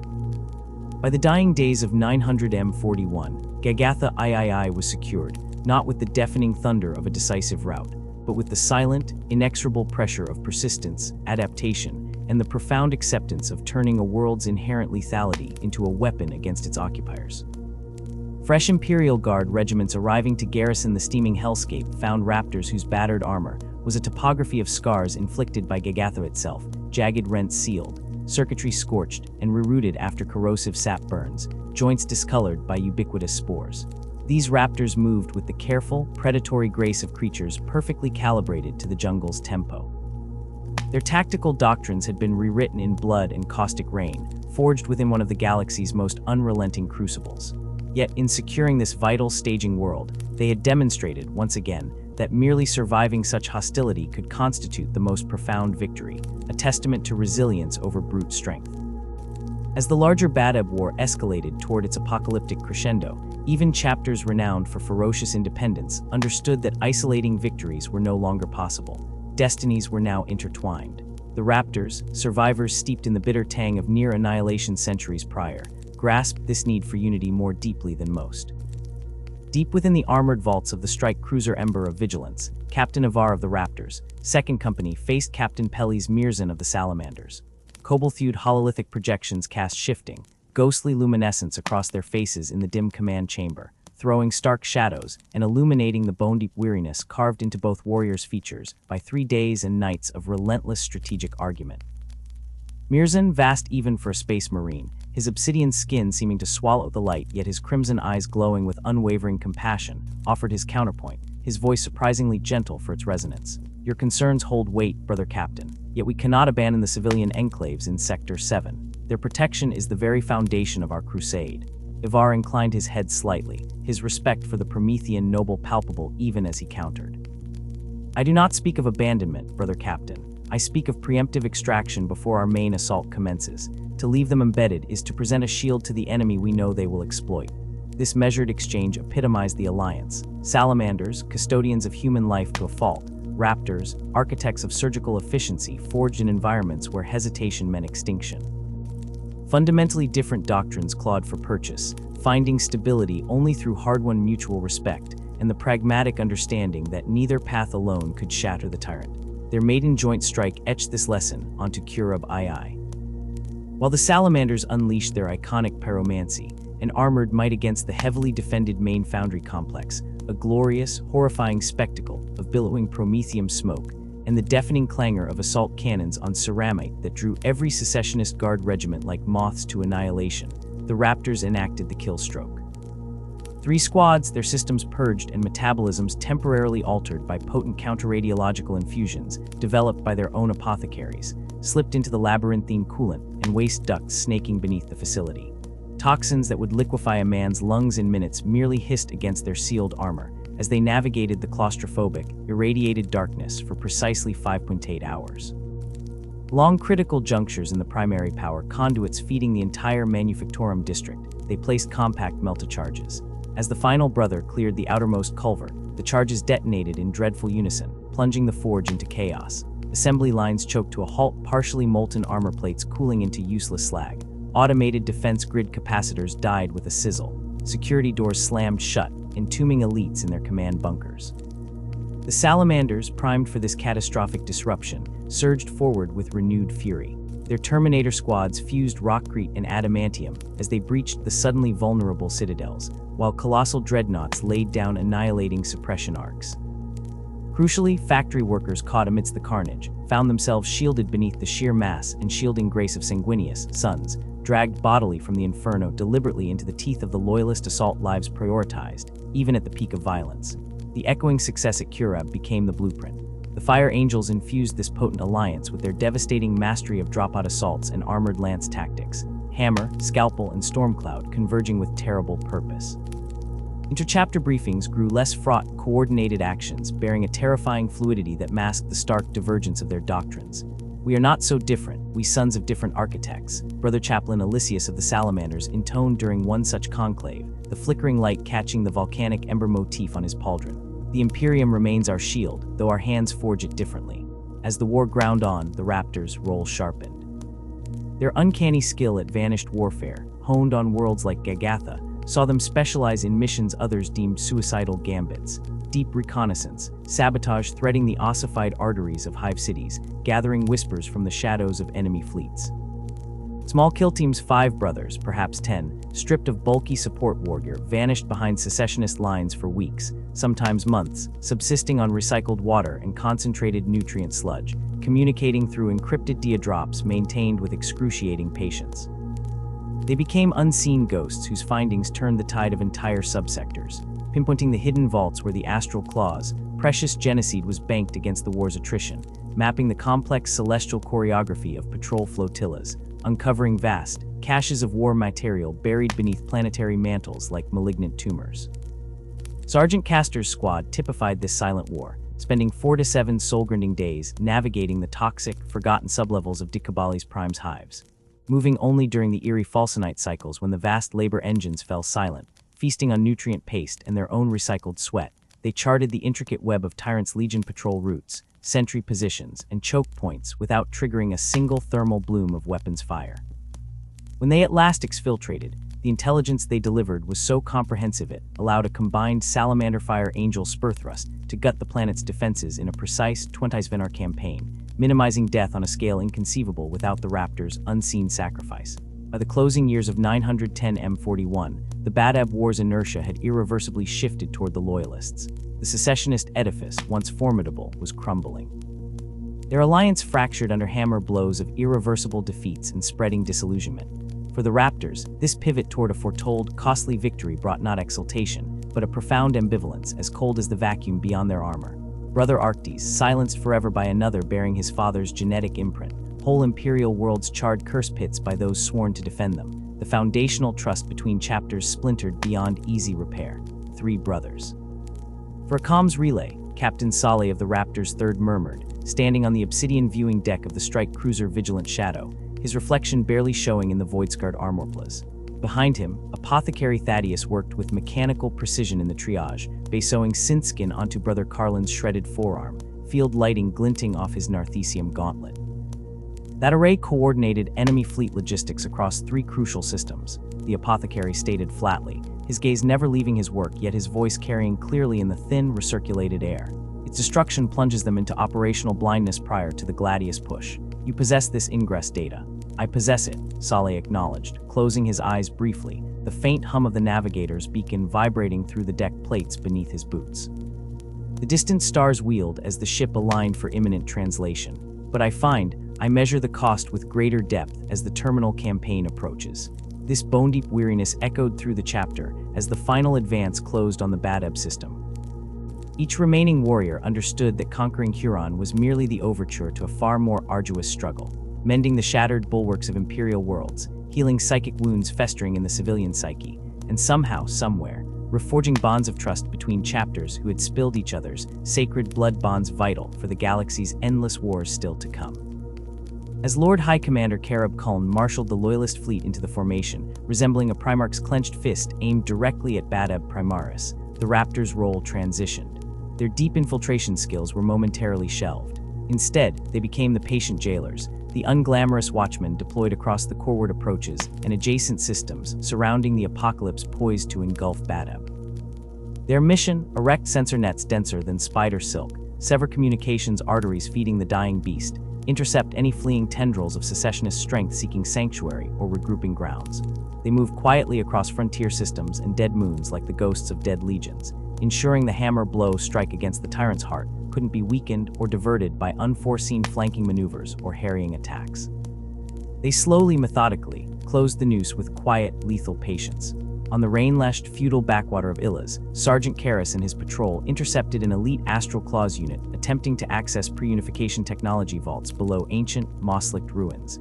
The battle unfolded in a torrential downpour, turning the stone-littered landscape into a treacherous maze where visibility ended 10 paces beyond your helmet optics. It became a battle of stalking shadows and sudden ambushes amidst the crashing thunder. They fight differently, Karras noted later, stripping splattered mud and gore from his gauntlets as field servitors retrieved genocide, ferociously, desperately, like rabid animals seeking one final scar upon the corpse of honor before oblivion claims them. Similar dispatches flooded in from across the shrinking warfront. The realists, facing extinction's brink, abandoned strategy for maximal carnage. Convoys laden with volatile plasma cells became flaming juggernauts aimed at population centers. Civilian habitats were methodically transformed into moats of suffering and shields of flesh. Weapon systems the Mechanicus had sealed under mountains were resurrected for fleeting tactical gain. The Raptors countered where their unique gifts enabled it.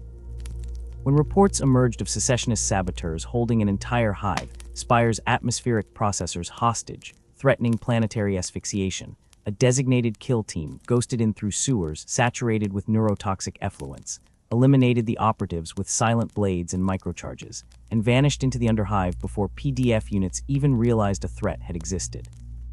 As the colossal siege fleet assembled for the strike against Badab Primaris itself, Chapter Master Lise Isidon executed a decision grounded not in fear, but profound strategic foresight. The chapter's surgical blade was blunted, their strength meticulously conserved over a decade of brutal warfare, required reshaping for the coming peace. The 3 heavily engaged companies, bloodied far beyond initial deployment rosters, possessed intellects and skills now infinitely more precious for stabilizing the war-devastated segmentum. Our specific purpose has concluded, Isidon stated bluntly during his encrypted exchange with Lord Kulm. The tyrant is caged, his warriors fragmented and broken, his annihilation ordained. What precipice remains requires a hammer's brutal descent. We possess the surgeon's knife. Cullen, recognizing the pragmatic necessity, requested only reconnaissance coverage for the final descent eyes needed for precision strikes amidst the void maelstrom. Only one squad, under the Granitahune experience of veteran Sergeant Merrick, remained attached to the Loyalist Armada, a microscopic tactical asset swallowed within the largest fleet concentration since the Siege of Terra, a fleet destined to shatter Huron's infamous Ring of Steel.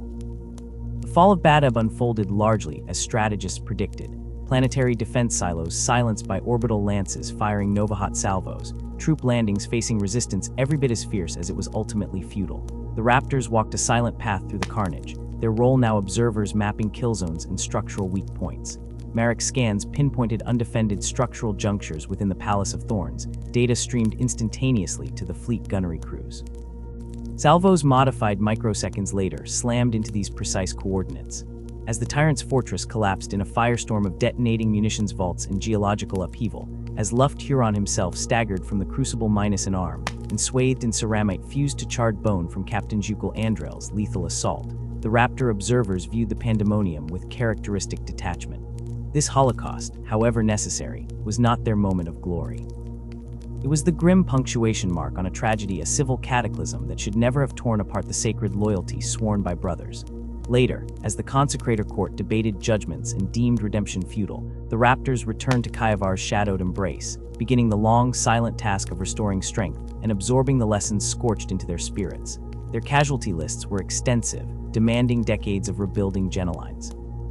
Their armor bore the penalty badges of Gagatha's caustic kiss and countless Stormzilk repairs witnesses to endurance carved into steel and bone. They stood changed, survivors of marching within the buzzing death rhythms of an alien world before navigating the self-inflicted masochistic cauldron of their own kind's treason. They bore no triumphs loudly. Merely the practiced silence of ghosts who knew too keenly the price paid for every hard-fought inch of territorial conquest, mandated by an Imperium eternally perched above the apocalyptic abyss. Survival itself remained their deepest, most costly, and most silent battle honor.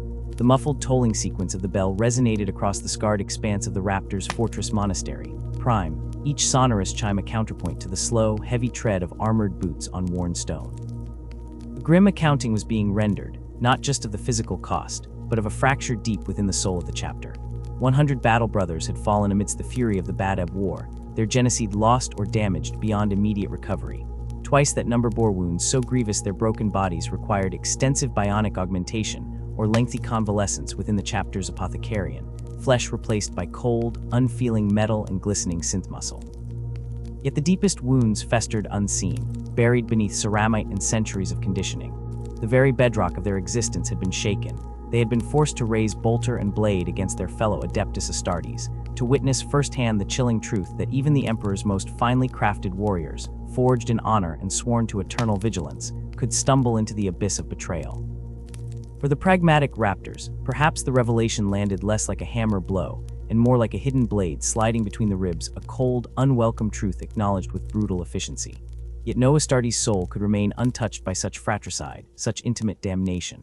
Standing before his gathered captains upon their blood-stained return to the dimly lit stratagem of Prime, Chapter Master Isidon's voice cut through the heavy silence, a rasp of chainblade on ceramite. "Fought this war," he declared, his gaze sweeping over faces etched with the strain of lost brothers and broken loyalties, not because our fallen brethren had devolved into mere monsters.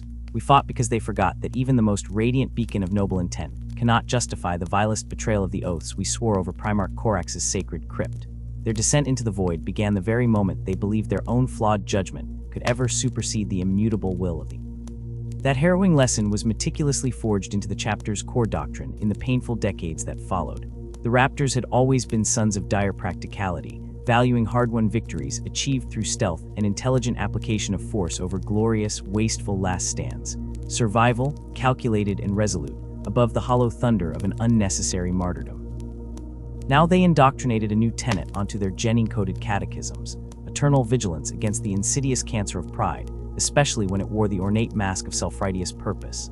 For the deadliest battles, they learned in the blood of kin, often lay not against the obvious roaring xenoform or the gibbering disciple of chaos, but against brothers who had merely, terrifyingly, confused arrogance for devotion. They turned their gaze to the unfolding nightmare they called the Era Indomitus. The galaxy was tearing itself apart, ripped asunder along a cataclysmic fault line stretching like a ragged, weeping arterial wound from the blasphemous Eye of Terror clear across the eastern fringe of the Great Rift.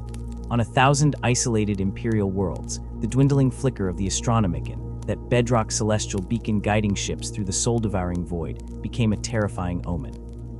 For a chilling heartbeat in cosmic time, it seemed not with a final, glorious crescendo of lascannon and bolter fire would humanity meet its end, but in lonely silence, each splinter fragment swallowed piecemeal by the encroaching dark. Positioned near the northern rim of Segementum Solar, the Raptors witnessed the violent birth pangs of this ruinous age firsthand. Prime itself quaked, ancient arcologies groaning like wounded leviathans as the cold silence of the void shattered, replaced by the piercing, dimensional scream of reality itself being flayed open. Within the sealed librarius domes, the chapter's psychers collapsed simultaneously, agony twisting their augmented frames as warm, arterial crimson wept from ruined eyes. The warp itself had vomited its poison into reality. Yet, amidst this cosmological upheaval, an impossibility manifested. The return of the Ultramarines Primarch, Robot Guilliman, arisen from 10,000 years of blue stasis sleep, and proclaimed Lord Commander of the Imperium. Chapter Master Isidon absorbed the astonishing intelligence relayed via distorted vox bursts and intercepted astropathic choirs with characteristic stoicism. Instead of ceremony or celebration, he summoned his captains again to the central stratagem. The hololithic display dominating the chamber throbbed balefully, painting the doom-laden map of the Imperium nihilus rising like a gargantuan, light-swallowing cancer. The Primarch calls for aid, Isidon stated, his gravelly voice echoing in the cavernous space, his battle-worn face a mask of stone despite the world-shattering implications. He forges an indomitous crusade to fight the dark, to staunch the bleeding. Captain Salai, his own armor bearing the deep scoring marks and patched-over voids from the Badab campaign centuries past, narrowed pale, ice-blue eyes as he scanned the strategic nightmare unfolding before him. His gauntleted finger traced a projected arc, bones clicking softly against ceramic. Our oaths hold us to the defense of this sector, our hunting grounds, our responsibility. Isidon's slow nod held the finality of tectonic plates grinding. We adapt, survival demands it. We cannot merely dogmatically guard our own perceived parcel of territory when the fundamental coherence of the Imperium frays and unravels.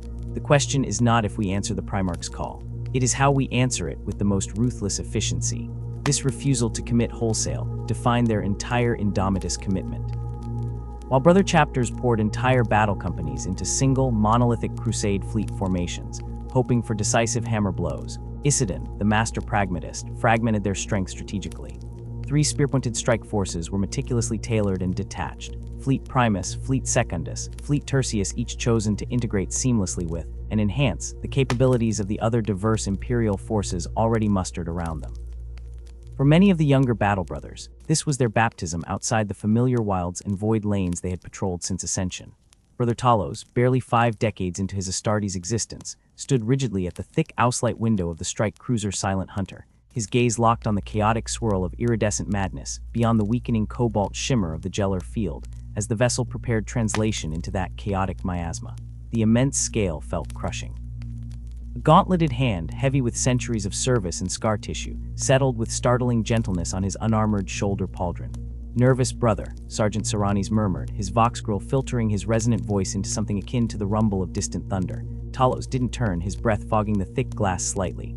"Thoughtful Sergeant, we've drilled, we've hardened. Countless scenarios pounded into us. Xenoforms, traitors, demons even. But this, the galaxy itself. Sundered, a long-dead legend made flesh, we stand at the precipice not of a battle but a reordering of all human history." Serranis offered only a faint, almost invisible quirk of his ruined lips beneath his helm's shadow. "History, young brother, is merely survival viewed through the long lens of time. Our task, simple, as it always was. We adapt to the terrain, we endure the storm, we protect the innocence we can reach. The stage grows vaster, the shadows deeper, but our purpose remains as constant as the void cold." The Raptor methodology quickly proved its incalculable worth. With Fleet Primus operating as part of Battle Group Orpheus, Lieutenant Serranis faced mobile, flensing attacks from Eldar Corsairs rather than a decisive line of battle. Rather than heroically charging into a messy, inconclusive engagement that might only scatter his elusive quarry into the void, Serranis orchestrated a patient, almost predatory tracking pattern. His forces clung like shadows, utilizing sensor dampeners and celestial debris, methodically documenting the Corsairs, serpentine patrol vectors through the bleeding nebula clouds. Over grueling weeks, their patience mapped the pirates' hidden supply dumps, their dormant raiding bases clinging to dead asteroids, and ultimately identified the sleek, knife-like flagship slicing through the darkness the feared vessel registered as Valenith. The moment to strike was not heralded by roaring battle cries, but a silent flicker in the tactical log. Saranis himself led the boarding action, a ghost clad in matte-black ceramite and calculated lethality, guiding his kill team through the alien vessel's twisting, organic-filling corridors. His blade moved with surgical precision, a horrific counterpoint to the alien grace of the Corsair commander moments before August Saranis ended him. With their behead wounding quick and clean, the remaining pirate strength unraveled into panic and disarray, swiftly mopped up by disciplined bolter fire.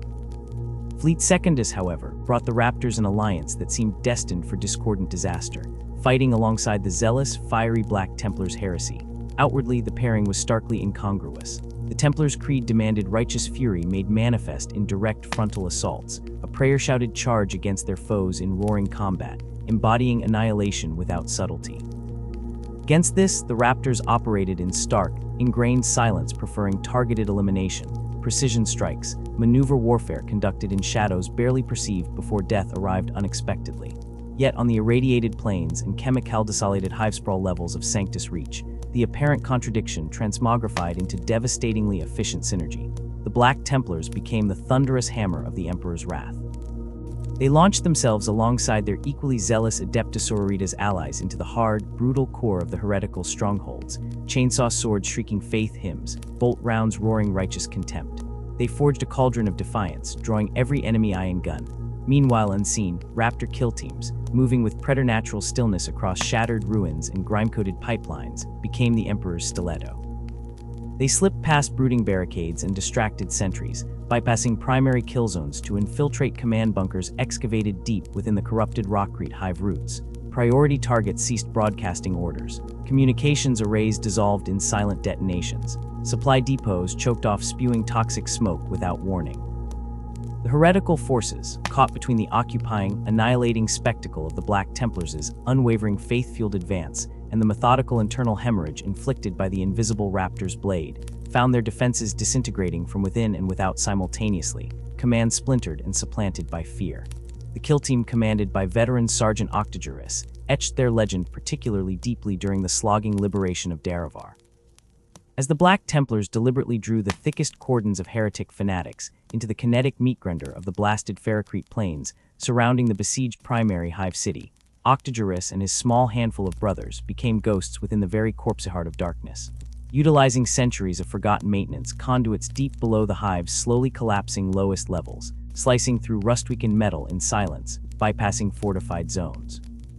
Their target, the corrupted scions of House Mandrior, nobles decayed from within by chaos, though their ornate robes still carried crests of imperial history. Magnificent traitors directing planetary resistance from hidden opulence deep within their crumbling spire.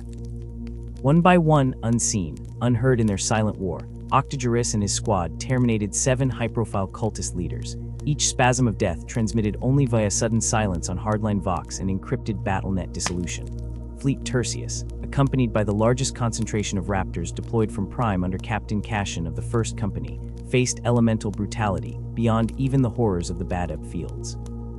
Here, deep within the ravaged underbelly of the Segimentum Solar, they entered crusade after crusade, identified by Imperial remembrancers only as slaughter campaigns. Wave after endless wave of cornate berserkers crashed against their lines, roaring, hate-saturated maniacs demonically enhanced, armored in blood-crusted ceramite and chain axes thirsting for skulls. Combat was relentless, attritional, and demanded everything. Casualties bit deeply, chewing through even warriors hardened to the quick attrition logic of Raptor deployments. Brother Argus, a scarred veteran who had first drawn bolter for the Emperor 3 brutal centuries earlier, stumbled through acrid smoke over the shattered, crystallized rock underpavements of the dead mining world Keller 7. Around him lay the cooling bodies of his entire squad brotherhood, torn apart by the World Eaters, ferocious closing frenzy during the desperate defense of the vital Promethium refinery complex bunker. Bleeding his own red-black life fluid through cracked carapace, implant warning runes flashing insanely inside his damaged helm display. Utterly isolated in the burning rubble field, Argus fulfilled the oath. He methodically rigged the command vault deep within the central bunker. Hydraulic charges hissed out their countdown, even as axe-wielding monstrosities pounded at the final blast door. His target demolished, tyrant locust severed. The vital conduits feeding the refinery's reactor blown to final oblivion was achieved. Imperial reinforcements arriving hours later, punching through the exhausted berserk remnants, found him seated back-to-back with his downed sergeant's body, leaning against his battle-worn bolter, as he quietly, formally, meticulously recited the litany of names, the full honored roll call of every fallen brother in his squad, unto his dying breath that day. Back at Prime, whilst their brothers bled across the fractured stars, the Raptors who remained with Chapter Master Isidin adapted their doctrine to secure the immediate regions spiraling around the Sutira Nebula. He became the silent shield answering crushing pleas from defenseless systems isolated nihilists. He directed surgical strikes against resource-draining Druckery raiding parties, blades moving unseen through veiled webway portals. He brought summary execution to bands of heretic Astartes renegades growing bolder daily away from distant Terra's preoccupied gaze. Isidin himself stormed frozen Voidark battles, targeting encroaching orc spore clusters blooming within the beleaguered Vordress planetary clusters. Applying lessons seared decades older onto the void-stained tiles of Sancta Angelis, he implemented precisely orchestrated doctrines designed specifically to amplify orc savagery against itself. Sabotaged warp coils made orc faster-than-light vessels implode spontaneously. Ambushes targeted specific competing warlords simultaneously, triggering brutal civil wars amidst greenskin flocks. His orders to every dispatched kill team and silent orbiting patrol were unequivocal: cause maximum disruption, undermine unstable loyalty, sabotage critical functions, force the orcs to turn their crude, brutal energies inward, splintering them before any true Wayag could coalesce over the sector. Never unnecessary head-on confrontation against insane numeric disparity. Survive, make them bleed each other dry. Through every harrowing conflict, every bitter loss etched into sacred chapter stonework on Prime, the core principles remained inviolable.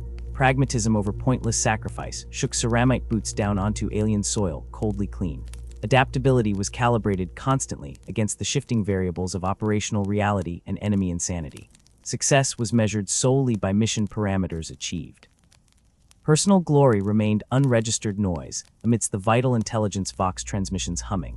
In a galaxy fractured violently by the psychic wound known as the Great Rift, where astropathic communication offered only fragmentary insight crawled through screaming nightmares, where chain of command dissolved into isolated islands myriad light-years apart, cold logic and adaptive ruthlessness proved infinitely more valuable currency than honor-bound rigidity or vainglorious reputation. So in the deepened grimdark choking the era Indomitus, the Raptors fulfill their eternal hunt. Silent predators reconfiguring strategy, terrain, tactics for every conceivable abomination. They move forward with that low, unyielding thrum of resilience born of millennia surviving near-extinction events. While sister chapters like the Ultramarines cemented piety, beaconed empires across Ultramar, or the Space Wolves howled defiant sagas echoing through their Fenrisian fang, the Raptors inflicted a subtler mark upon decaying Imperial history. Whispers echoed, low urgent voices exchanged by Imperial Guard commanders recounting battles where impossible odds were overcome without Legion forces even visibly present. Strategic doctrines outlining surgically precise decapitation strikes reduced entrenched enemy positions to collapse without grand set-piece warfare occurring. Named vital planetary defense initiatives employing asymmetric warfare absorbed anonymously into coalition archives, bore Raptor operational fingerprints everywhere examined closely. Endless lives across war-torn worlds went saved by threats eradicating unseen the distant murmur of voices persisted, indistinct words lifted on the cool night air, but their devotional fervor unmistakable in the familiar, resonant cadence. It echoed the measured intonations of the Raptor's own chaplain, pulling Tiberius from his work. Ignoring the familiar protests of aged joints, he rose and crossed to the rain-spattered window. Outside, the downpour had gentled to a clinging mist, and through ragged tears in the cloud cover, the distant stars blazed into view, minuscule, defiant points of light pricking the vast, velvet darkness. Somewhere beneath those cold fires, he knew, the subjects of his histories continued their unending vigil. His fingers found the small ceramite medallion resting against his throat, warm from his skin, a raptor in flight, forever captured in motion, painstakingly forged from the armor of a fallen battle brother. The battle brother, the one who had borne him through the inferno that consumed Esrad, a terrified child amidst a world's death throes. Tiberius had never known the warrior's name, never glimpsed the face concealed beneath the scorched and scarred helm. Yet that singular moment of salvation had chiseled the course of his life as decisively as if the emperor himself had laid a guiding hand upon his shoulder. Memories washed over him like the remnant rain blurring the glass. The immense, unyielding strength of ceramitek-led arms cradling him tight against the heat and smoke. The relentless, grounding thud-thud-thud of armored boots on smoldering rockcrete. That calm, deep voice, a lifeline in the chaos, instructing him simply to close his eyes against sights too terrible for childhood innocence, shielding him without grand speeches or pronouncements of destiny, demonstrating only quiet competence against abject horror, determination stripped bare of all drama. Crossing back to the desk, Tiberius carefully gathered the completed manuscript, feeling its solid heft in his hands, a weight both physically real and charged with the immense burden of remembrance. Tomorrow it would be bound in simple, durable leather, catalogued, and placed alongside the countless other chronicles preserved within these ancient stone walls. No fanfare, no ponderous ceremony, merely the quiet, essential act of safeguarding knowledge against the encroaching shadow of forgetting. It seemed profoundly fitting for the Raptors, he reflected. They sought no towering monuments, required no epic verses sung by bards. Their true legacy resided in the populated world still held within the Emperor's light, preserved only through their unseen actions in the dark. Across the vast scriptorium, the last solitary lamp sputtered, its flame guttering and dying with a sigh of expelled oil, surrendering the chamber to deep gloom save for the intimate halo thrown by Tiberius's own small, brass lamp. Outside, an owl-like nocturnal predator called, its lonely, tremulous cry echoing starkly across the silent monastery grounds. For a lingering moment, the old scribe searched the constellations gleaming beyond the rain-streaked pane, wondering whether the faceless brother who had saved the child he once was still lived, still waged war beneath those distant, glittering lights. Enveloped by the profound stillness of the immense, history-charged chamber, Tiberius felt an almost tangible connection to the chapter whose deeds he had labored to record. They had taught him, through action as much as creed, that survival itself was an enduring form of victory. Almost tenderly, he lifted the manuscript and pressed it briefly against his chest, a fleeting and wordless embrace, before settling it with infinite care into its protective case. His offering to remembrance was fulfilled. The Raptors' long, often shadowed story, at least the portion accessible to any initiate outside their ranks, was now secured against oblivion for generations still unborn. Tiberius leaned close to his lamp and extinguished it with a gentle breath, finally surrendering the scriptorium entirely to the patient silence and the thick, velvety darkness. He turned, navigating confidently by memory and touch through the familiar labyrinth of desks and shelves, his footsteps echoing with soft clarity within the cavernous space. Behind him, the gathered histories rested in their thousand-fold repositories of parchment, bound leather, and ink, hushed and expectant, awaiting the touch and curiosity of those who might seek their hard-won wisdom through the centuries to come. The heavy oaken door swung shut behind him with a resonant, final thud. And in the instant before absolute darkness claimed the room, the small ceramite medallion at his throat caught a stray, spectral glint of some distant light, a fleeting, silent grace note gleaming once more against the solid night.